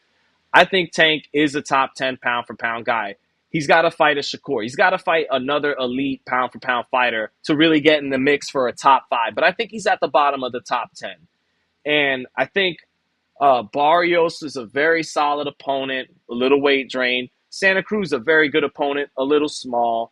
Rolly never really beat anybody, but he was dangerous, and he didn't know how to lose yet. I know a lot of people thought he lost to Marinez, but he didn't lose. He was undefeated and confident. He wasn't the Rolly that lost to Pitbull and looked shaky and gun-shy against Barroso. That was still part of that bravado, uncouth, doesn't know better Rolly that walked into a shot against Tank. but he's Rolly, and I love Rolly, but he's Rolly, so it's not that great a win by any means. Ryan Garcia was a glorified prospect, kind of. He was a contender. He knocked out Luke Campbell, was weight drained. The win aged really well for like 2 weeks until Ryan popped for Ostarine, and now maybe that win hasn't aged as well as Tank thought. And even when it did age well, it was a 143 Ryan who looked spectacular against Ryan, not a Devin, not a weight drained 136. And then, Hector Garcia is okay. And, he has a lot of decent wins. Decent. Nothing special, but a lot of very decent, solid wins. And if Frank Martin beats him, then he just exposes him a little bit and exposes that part of why he was getting so many knockouts is he was fighting decent, but not elite opponents. And he isn't that great. Is it if Frank beat? It's not because Tank overlooked him. That's my opinion. I do think Tank's going to win the fight. And then a super chat from Kobe says David should beat Bivol to force the Canelo fight. I like that idea. I think that's not a bad idea. I think that's absolutely what he should do. I think that's a great idea. I think that might even be a better idea than fighting Canelo at 68 at this point, because once David goes up to 75, I've been worried about what coming back down to 68 would do to him physically. And if David is, he's like, he is becoming a star, but he's struggling to really be loved by Mexican fans truly because he's born in America and he's half Ecuadorian. And if he were to beat Bivol, he would right a wrong for Mexican boxing. He would succeed where the great Canelo from Mexico failed. And I think that would definitely endear him to true Mexican fans. I think that absolutely. So I think that's a great idea, Kobe. Freck Hefner said, "Bro, let's just say it. Tank is a hype job." I don't think so. Look, he's been protected to a degree for sure. There's no doubting that. But I tend to fall in the gray area in most things in life, politically, everything. But so on one side, Tank's a hype job, been totally protected. On the other hand, extreme. Tank's that dude. 27 knockouts and 29 wins. The face of boxing. You guys are hating. He beat Pitbull Cruz. That's a really good win that's aging really well. I forgot Pitbull for a second. Pitbull is a really good win. You can't take that win away from him. That's his best win. And it's aged well. You got to give him Pitbull. But one extreme, Tank is the face of boxing. 29-0, 27 knockouts. He'd fuck Devin Haney up. He'd fuck Teofimo Lopez up. He'd fuck Shakur Stevenson up. On the other hand, he'd get fucked up by Teofimo Lopez. He'd get fucked up by Shakur Stevenson. He's a hype job. He's a PBC protected fighter, right? I'm in the middle. He's fought some good opponents, some decent opponents, had some strong performances. I think he's got elite hand speed. He's accurate, hits hard as fuck with both hands. And yes, he gets touched. He's not Pernell Whitaker, Floyd Mayweather. But again, he could drop the lead hand. He could slip. He could give half his body. He could pivot off. He has some good defensive maneuvers too. He's not just some puncher. He's very fast and accurate. So, but ultimately, how he performs against elite fighters is going to dictate which narrative holds more true. He fights Shakur Stevenson and beats him. Face of boxing, he's the shit. Fight Shakur Stevenson, gets out jabbed from the outside, loses a wide decision, exposed, protected, hype job. Right now, it could go either way. It's long overdue. He fights an elite pound-for-pound fighter, but that time is coming. Will Frank Martin stop that from coming? We'll see. Him and Shakur is a 50-50 fight, kind of, because you would think Shakur having the better jab than Tank. They're both southpaws. Shakur has a better jab. Tank doesn't use his jab often. It's a good jab, but Shakur uses it more often and has a better jab, in my opinion, at least. And you would think that jab would take advantage of Tank's low work rate. It would allow Shakur to kind of be a step ahead and all that. But Shakur, and I asked Shakur about this yesterday when I interviewed him before I left here for Anaheim, and I'll be dropping that interview in the next couple days. And I asked, you fought three punchers. Valdez punches hard, Nakatia punches hard, De Los Santos punches hard. Fought very well against Valdez. You got the win against the other two guys, but are you uncomfortable against punchers? Is that something that you need to work on? Are you not comfortable against the power? And he shot that down. I'll let you guys hear what he said about it. But the fact of the matter is 2 out of the 3 times he fought guys with power, he was uncomfortable. There is no greater punching power in the lightweight division than Tank. If you're uncomfortable, Shakur, against Tank's power, that could probably cost you the fight. The judges won't give you that fight, even if you're touching Tank on the outside, but you're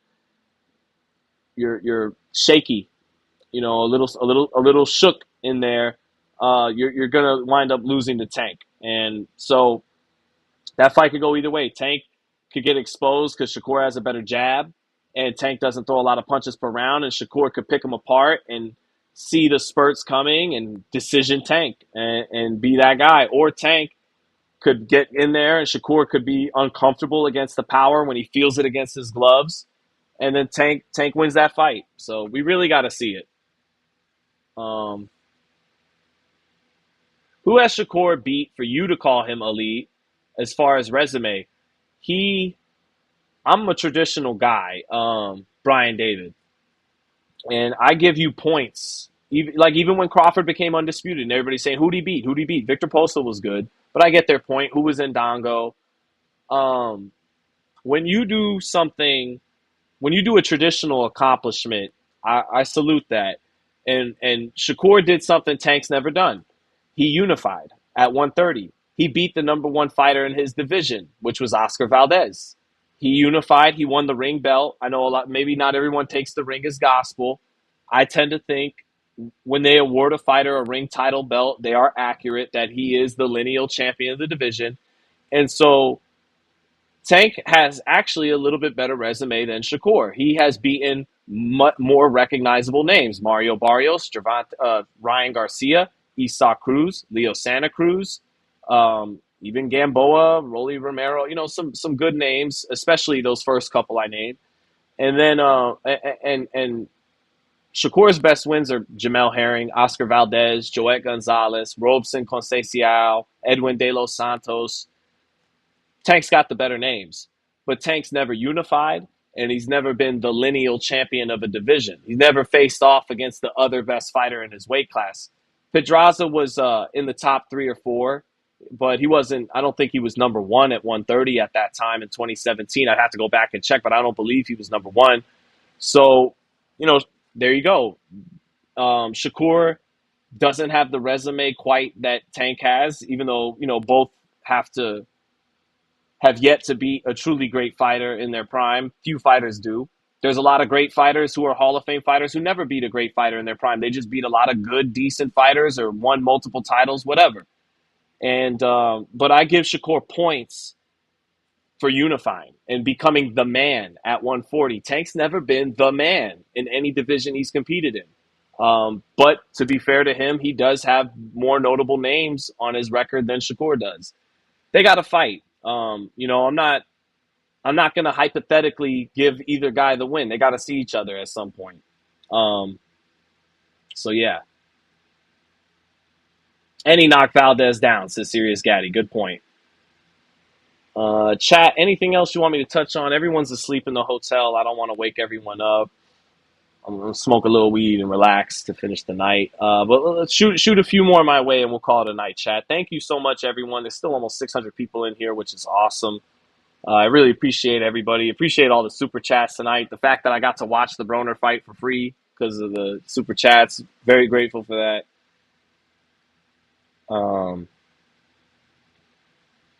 Pete Pangiotopoulos, Pete Pangiotopoulos says, I don't think Shakur has the power to beat Tank. Dante Prince, thank you for the super chat, brother, says, the loss that Broner took today, do you see it as a coffin in the nail of his boxing career? Many have said it's embarrassing for him to lose to Cobbs. Yeah, I think the ship sailed. I mean, I feel Broner's the kind of guy with his mouth and the fact that anybody who knows boxing will always know his name. He's a cat. He has 9 lives. Maybe this was like his Puss in Boots, The Last Wish moment. Great kids movie. I'm sorry, and this really was the last life once and for all. It could be, it could not be. My point, Dante, would be you could go check True School Sports. Um, I did an interview in 2017, right after the Granados fight. You could look it up. Say Sean Zittel explains why Adrien Broner will never be an elite fighter again. You look that up, Dante. You might appreciate it. And I spoke right after his fight with Granados. My hair was even longer, and I was kind of stoned, but I was on the money. And I just said that ship has sailed, man. That ship has sailed, and I likened it. I look, Adrien Broner in that regard reminds me so much of Zab Judah. I remember Zab Judah was the Broner of his era, like because he was fast, because he was a guy that the streets loved. You know, like the streets love Zab Judah, the streets love AB, and because he was always was fast, and there was always this hope that like, no, he's turned it around. No, he's focused now. No, he's focused now. He's focused this time. He's turning it around. He's turning it around. And it was like after a certain point, how you can't keep convincing yourself that he's going to turn it around or now he's focused. The ship has sailed.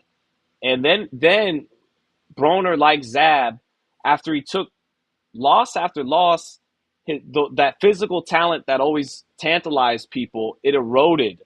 And I remember like Zab after the Cotto fight, he wasn't that kind of talented guy anymore. I mean, he's Zab Judah. Like he still flashed. He flashed moments against Danny Garcia in 2013. He still flashed moments. He knocked out Vernon Paris. He got a gift against Matisse, but he walked out champion against Lucas. So he still had some little bright moments after Cotto. But he was never as fast as he was pre. Like the last time Zab was really that fast was against Floyd. Even against Cotto, he wasn't as fast as he was against Floyd. So even that physical talent that tantalizes, it diminishes after a number of losses, and that's the case with Broner. And like I said, Zab, the last time he really had that speed was the Floyd fight. The last time Broner really had that vintage AB hand speed was the Mikey Garcia fight. He just didn't let his hands go. So, I mean, could Broner maybe still stick around or something? Maybe, but go watch that video, Dante Prince, that I did in 2017. That ship long sailed years ago in terms of him being a real elite fighter or a championship level fighter now. Got two more super chats to get to. Molly Mall, always great to see you, Molly Mall. Thank you, brother. Says, is Inoue scouting Shushu? So I think he will be. He will be at the fight tomorrow, Molly Mall, but he was in town. I don't think it's a scenario that Inoue was going to be at Madison Square Garden just to watch Carrington. He's a top-ranked fighter as far as his American promoter goes, and he was in town. He was in New York City. The Boxing Writers Association of America has their dinner. I gotta go eventually. I'm the first videographer admitted into the Boxing Writers Association of America, and I still haven't shown my bum ass up to any of their dinners. I want to. It's just New York is a long flight. It's my wife's birthday and my son's birthday. We had Disneyland. Anyways, I want to go. Inoue is in town in New York City to receive his Sugar Ray Robinson Fighter of the Year award and 2 Ring Magazine belts. So that's why he's in town. And since Top Rank is his American promoter, and since Bruce Carrington is a really talented American fighter, he's pulling up and he's going to be watching Shushu. So yes, he will be scouting Shushu, Molly Mall. But if he wasn't receiving the Fighter of the Year award, I don't think he'd be in America to watch the fight. But Shushu has to cook. And Inoue right now is functioning off so much of that Bushido code, that Japanese honor, and he's so confident in firing on all cylinders that I love his mentality. I think he's the type right now that if Shushu looks nasty at ringside, he'll be that much more inclined to fight him, as opposed to a champion entering his 30s, trying to keep a hold of his spot and saying, not that guy. That young guy looks pretty hungry, pretty damn good. Let's keep getting these belts and making this money. No, on the contrary, I think if Carrington sparks Brian De Gracia out and looks amazing, I think Inoue is going to go, give me that motherfucker when I get up to 26. I want that fight. I want to prove to people that I'm the best. So I hope Shushu shows out. And I hope Shushu gets his hands on the WBO belt in the next 12 months. And I hope he could live up. I hope he could round out his game around that wonderful counterpunching he's got in the pocket, that great ability he's got to shoot in between your shots in the exchanges and knock you out. Hope he refines the rest of his game and becomes that genuine threat. Because I want to see, Prince Nassim come into the Garden to fight Kevin Kelly. I want to see the foreign superstar have a big fight in New York against the New Yorker, and it be an exciting fight like Kevin Kelly and Hamed was. May the best man win. So I'm hoping that's the scenario that plays out. Ishmael Bermudez said, "Hey, Sean, hope all is well. Thank you for the super chat as always." Ishmael says, Ball didn't do enough. Hope all is well. Looking back at Nick Ball, didn't do enough to take the title. Look, I said earlier, I had it no worse than a draw for Ford. I gave Ford rounds 2, 7, 8, 10, 11, 12. So I gave him 6, and I gave Ball 1, 3, 4, 5, 6, and 9. So the champion on my card should have kept his belt. But that was a fight that could have went either way, Ishmael.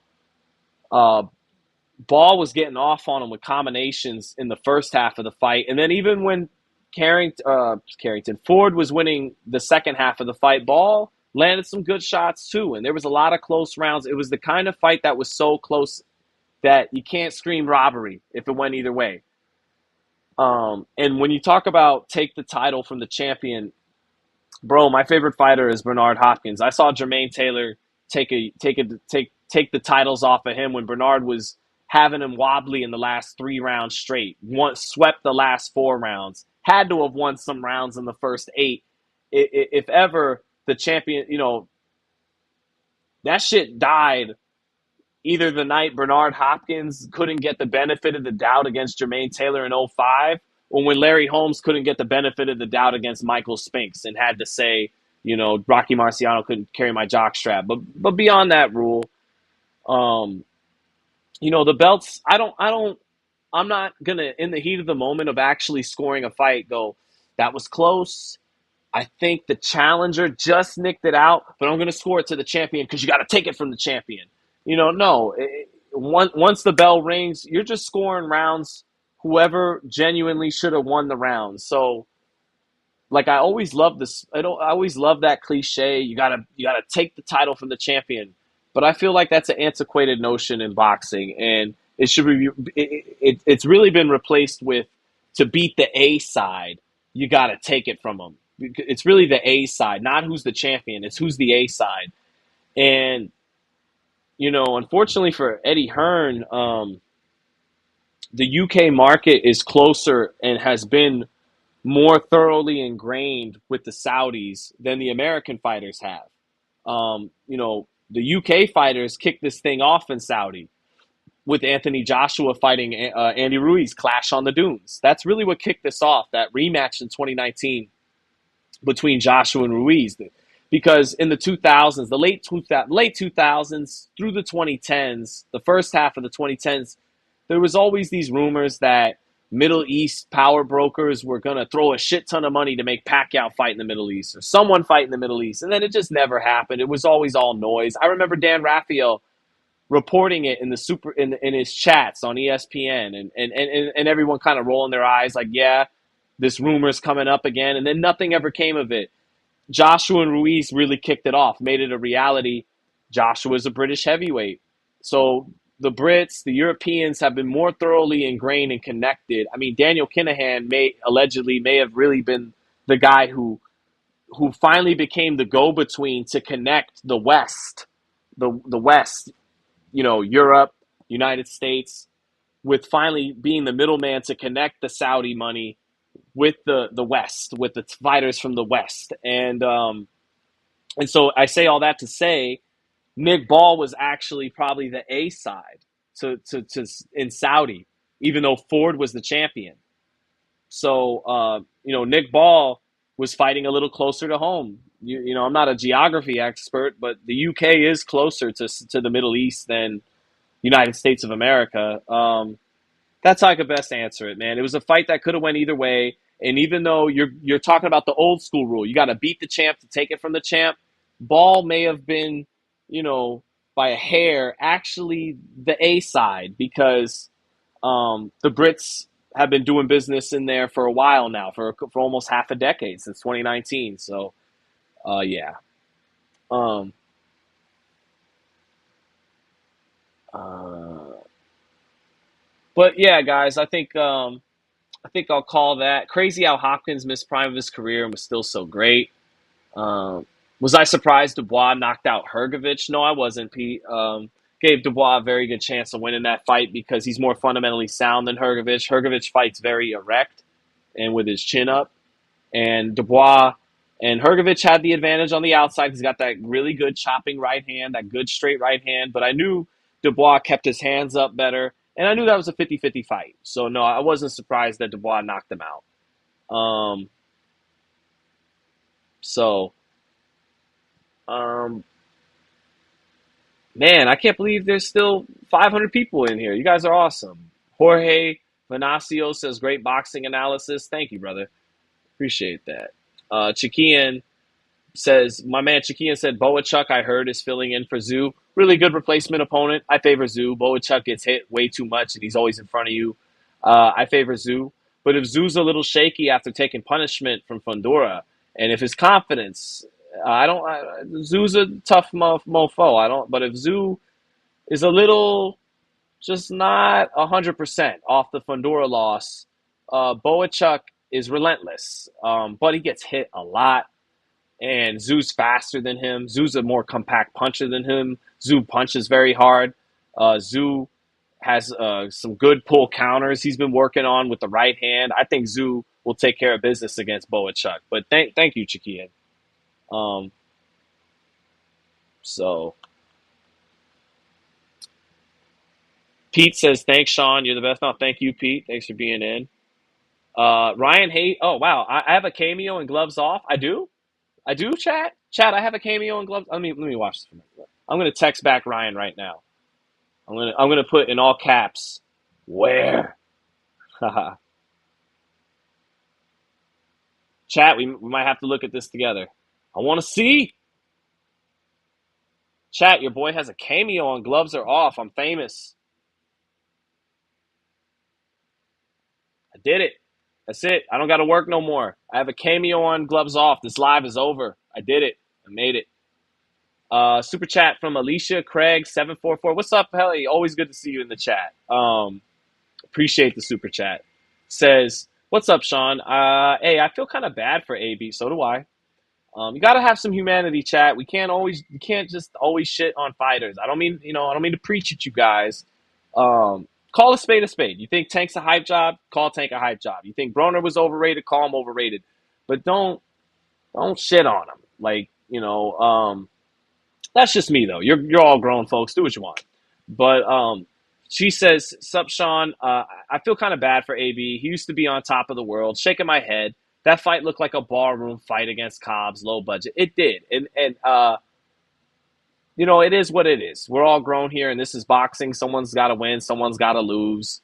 And I've already compartmentalized over the years some of my you know, sympathy for Adrien Broner, right? And so I called the fight like it was. But when I saw people in the chat saying he lost a tooth, and then I thought about it and I go, oh yeah, he did try to push through without a mouthpiece a few times.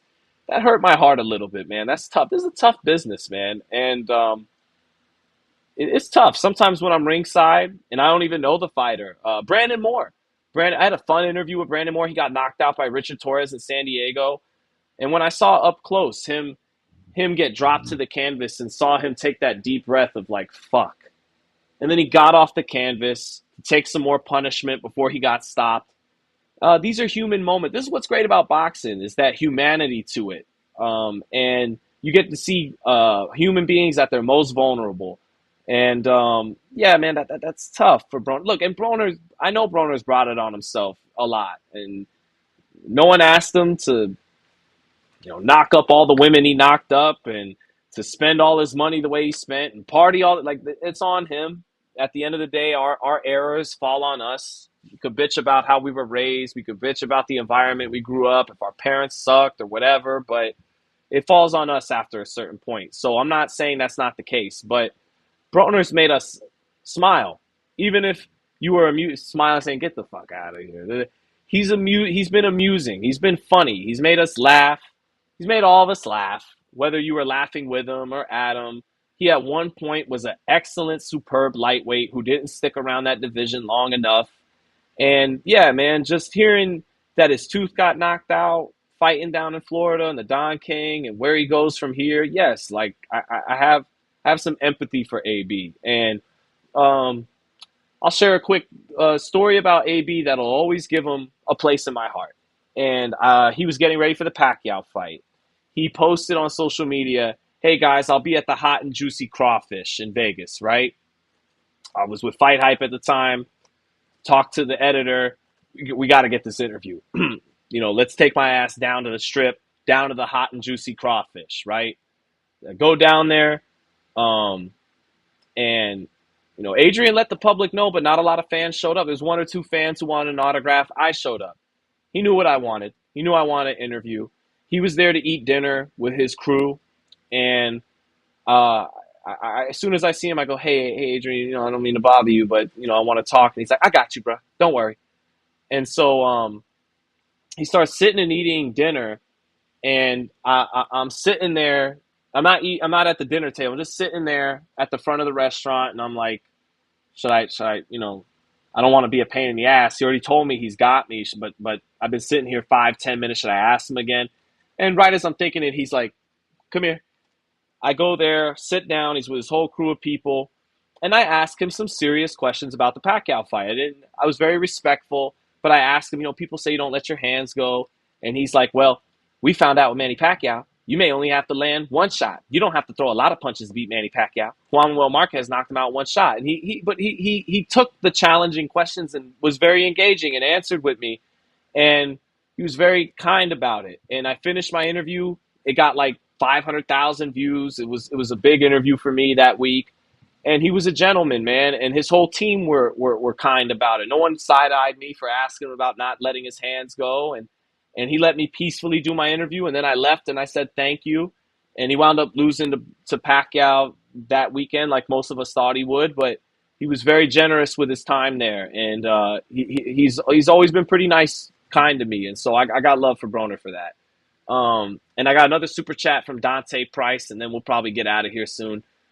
Said, "Thank you for the super chat." Says, "If Shane Mosley and Mayweather fought at 135 when Mosley was a killer, how much different do you think it would have been opposed to their 2010 bout?" Oh my God.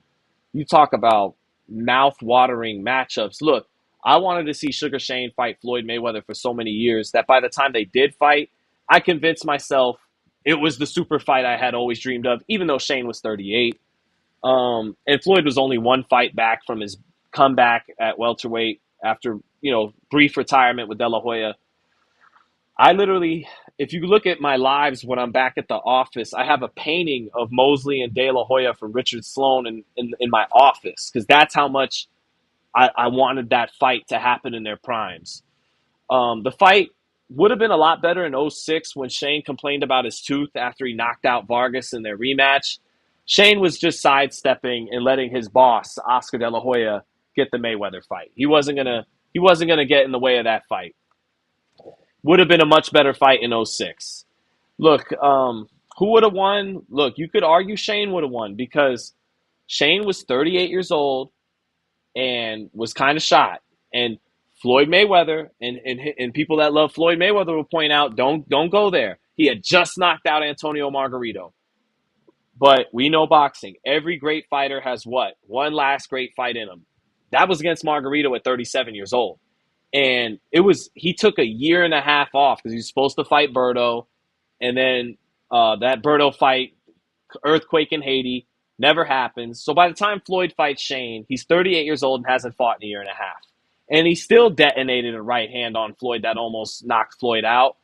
And all you have to do to know Shane was definitely past it, maybe even a little shot when he fought Floyd. Give Floyd credit. He was rated number one in the division because he had just knocked out Margarito. And if Floyd would have paid the 3%, he would have won the WBA belt that night. And Shane wasn't the lineal champ when he knocked out Margarito, but he was number one by ESPN. He was number one by the Ring. He had the WBA world title. And Floyd, for whatever reason, didn't pay the sanctioning fee. I thought that hurt his victory a little bit. It's like, oh, now all you did was beat a 38 Shane. But if you would have beat him for the title, it would have lent that much more weight to your argument that, nah, no, don't bring up he was old or whatever. He was a champion. He had just knocked out Margarito. But all you need to know to know that Shane was past it. Look up the little pathetic body shots by his standards. Look at the pathetic combination. Shane Mosley's one of the great combination punchers of all time. That's why he's the third Sugar. The trademark of the Sugars is their combos. And just look up right now. Don't take my word for it. Look up the way he followed up the right hand and how there was very little snap and steam on his punches. And then he winds up throwing a couple of looping overhand rights, and those had some steam on them and buckles Floyd again.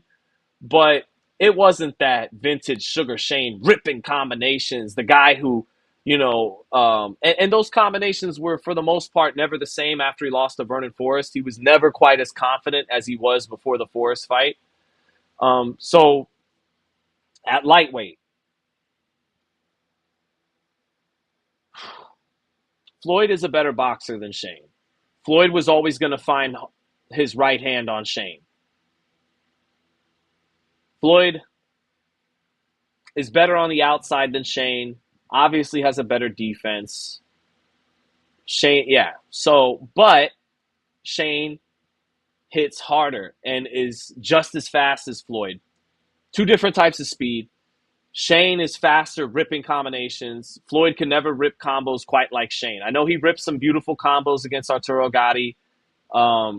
He's had some beautiful combos. Floyd Pretty Boy Floyd could rip some combos. I'm not saying that. He definitely could at a very elite level. But Shane's one of the great combination punchers that ever lived. Floyd has better single or two shot speed. Just that ping, that pop shot, that straight right hander pump, that lead hook or that check hook. He's faster than Shane, getting off with one. If Shane could put them together, he's faster than Floyd. He rips better combos. It's hard to rip combos against Floyd, man, because he's not there. Would have been a 50-50 fight. I'd give an edge to Shane. Floyd was impressive at 35. A lot of people thought Castillo beat him. That fight could have went either way. Castillo was very competitive in the rematch, which Floyd clearly won. But you could check the scorecards. He didn't win 117, 111, 118, 110. He won 115, 113, 116, 112. Castillo banked a number of rounds even in the rematch against Floyd. Floyd then knocked out Philip Endo, in a really spectacular performance. But Philip Endo never did anything before or after that fight. He just had a lot of wins and knockouts coming from South Africa. Shane Mosley never unified at lightweight. Neither did Floyd. So you're really just going off eye test. I give an edge to Shane. I hope that was worth the $10, Dante Prince. Thank you for the super chat. And on that note, we'll call it on that. Do your homework. They stayed clear of Floyd. No, I mean, Shane ducked him in 06, complained about his tooth. That would have been, he didn't fight him then. He didn't steer clear of Floyd. Shane was a welterweight by 2000, and Floyd was still a 130-pounder. Shane left lightweight in late 99, early 2000. Floyd wasn't a lightweight until 2002. So what are you talking about? No offense, but what are you talking about? If you're talking about when Floyd would get on HBO and say Floyd Mayweather will fight any fighter from 135 to 154 and all that, yeah, that all sounded good. And, he wound up fighting a lot of those guys years later, and Floyd won. And Floyd did that. And that's why Floyd ranks higher all time than Shane Mosley. He does. He's a greater fighter when it's all said and done than Shane. But in their absolute peaks at 135, I'd favor Sugar Shane Mosley. That's my opinion. So, yeah. Casanova Pugilist says, damn, I wish Bud was in that Pac and Floyd era. Yeah, but all that would have been there for him in the Pac Floyd era was Pac and Floyd, and that would have been amazing. I think the stronger era was before Floyd and Manny got to the top of welterweight. It was the early 2000s, late 90s that Felix Trinidad, Ike Cuarte, Oscar De La Hoya, Vernon Forrest. That was the great era at welterweight. And I would have loved to have seen Floyd, Manny, and Bud in that era, in the early 2000s era. I would have loved to have seen that. Um, Brian David says, I'll send you the interview. Yeah, I imagine, Brian, that you are referencing those post-fight HBO interviews with Floyd. That's great. That's Floyd's take on it. But again, Shane left lightweight, I think, by late 1999. Floyd stayed at 130 until late 2001. He didn't get to lightweight until '02. He's there by the shit, man. Floyd was fighting at lightweight in '03 when Shane was fighting at 154 in '03. And then Shane's career lost momentum. He lost the Forrest twice. He lost the Winky twice. By the time he built momentum up again, I'm giving Floyd that credit. He complained about his tooth at welterweight in '06. That's on Shane. But we're talking about 135, or we're talking about how would a 2000 Shane at 147 look against Floyd at his best at 147? Different story. But thank you, Brian David. It's all love. Pete says, appreciate you, man. Go smoke and have a good weekend. I think I will do just that. I want to thank everybody for just kicking it in the chat, man. Okay, so I got a cameo. Let me close on watching the more so my voice. I gotta hear this. 3:45. Your boy's got a cameo. Let's hear this together, chat. Let's do this thing. Hold on. I gotta hear this. You guys hear that? What's up, Coach? How you doing? Hold on. 3:45. I gotta hear it. Yeah, it was just we was trying to hurt each other. It's gotta be my sparring. Can't see, but that was amazing sparring just now with you and Gervonta Davis. I feel like I owe you and take $100. That shit was so good that that's kind of what people pay for. Yeah, it was smart. Damn, I said all that. I put that fight over. That's how you put it. That's good. Let me hear that again. It was amazing sparring just now with you and Gervonta Davis. I feel like I owe you and take $100. That shit was so good that that's kind of what people pay for. Yeah, it was smart. I mean, I knew it. Cool. Well, it sucks that I didn't get any credit for that interview, but yes. Actually, if I'm just being honest. If you look at Tank's 2 fights against Rolly and Frank Martin, nobody in the media built those fights up more than me. Basically, Rolly sold that whole fight talking shit to me about the fight for a year and a half on Fight Hype. And then the Frank Martin wasn't signed by PBC until shortly thereafter, that sparring session, which got a lot of notoriety because I interviewed him about it. And then he gets signed with PBC soon thereafter. And there became this buzz around him that he did good against Tank. And now he's fighting Tank. And basically the biggest storyline in the Tank Frank fight is that they sparred. And I was there. And so, yeah. Just to be a narcissist for a second, right? That was your boy. That was your boy. They did good against Tank, and now he's fighting Tank. So I close on that. I pop my shit about that for whatever it's worth, which probably isn't much. But so there you go, guys. Damon Cousins says, "Boy, stop. Floyd would have really beat the brakes off of Shane Mosley." I disagree, man. That's a very competitive fight in their primes. Zab Judah was competitive with Floyd Mayweather in his prime. Zab Judah ain't Sugar Shane Mosley. So that's how I feel. So all right, guys, that'll be it. Catch you guys later. Brian David, thank you, brother. We says you did a hell of a job promoting that Rolly fight. Thank you, Brian. I appreciate that, bro. Chikian, my brother, says appreciate the live, Sean. Have a good rest of your trip. Thank you, Chiquita. Shout out to you and your family, brother, your mother and your brother, your bro out there. So you guys have a good rest of the weekend too. And yeah, we'll call it on that, man. I'm gonna go chill, and then I got Disneyland tomorrow. I won't be doing a live round by round for Zayas and Carrington's card. I would be if I was home, but I got to spend time with the family at Disneyland. So yeah, God bless all of you, and thanks everybody for hanging out with me. Yeah, it was fun. Peace.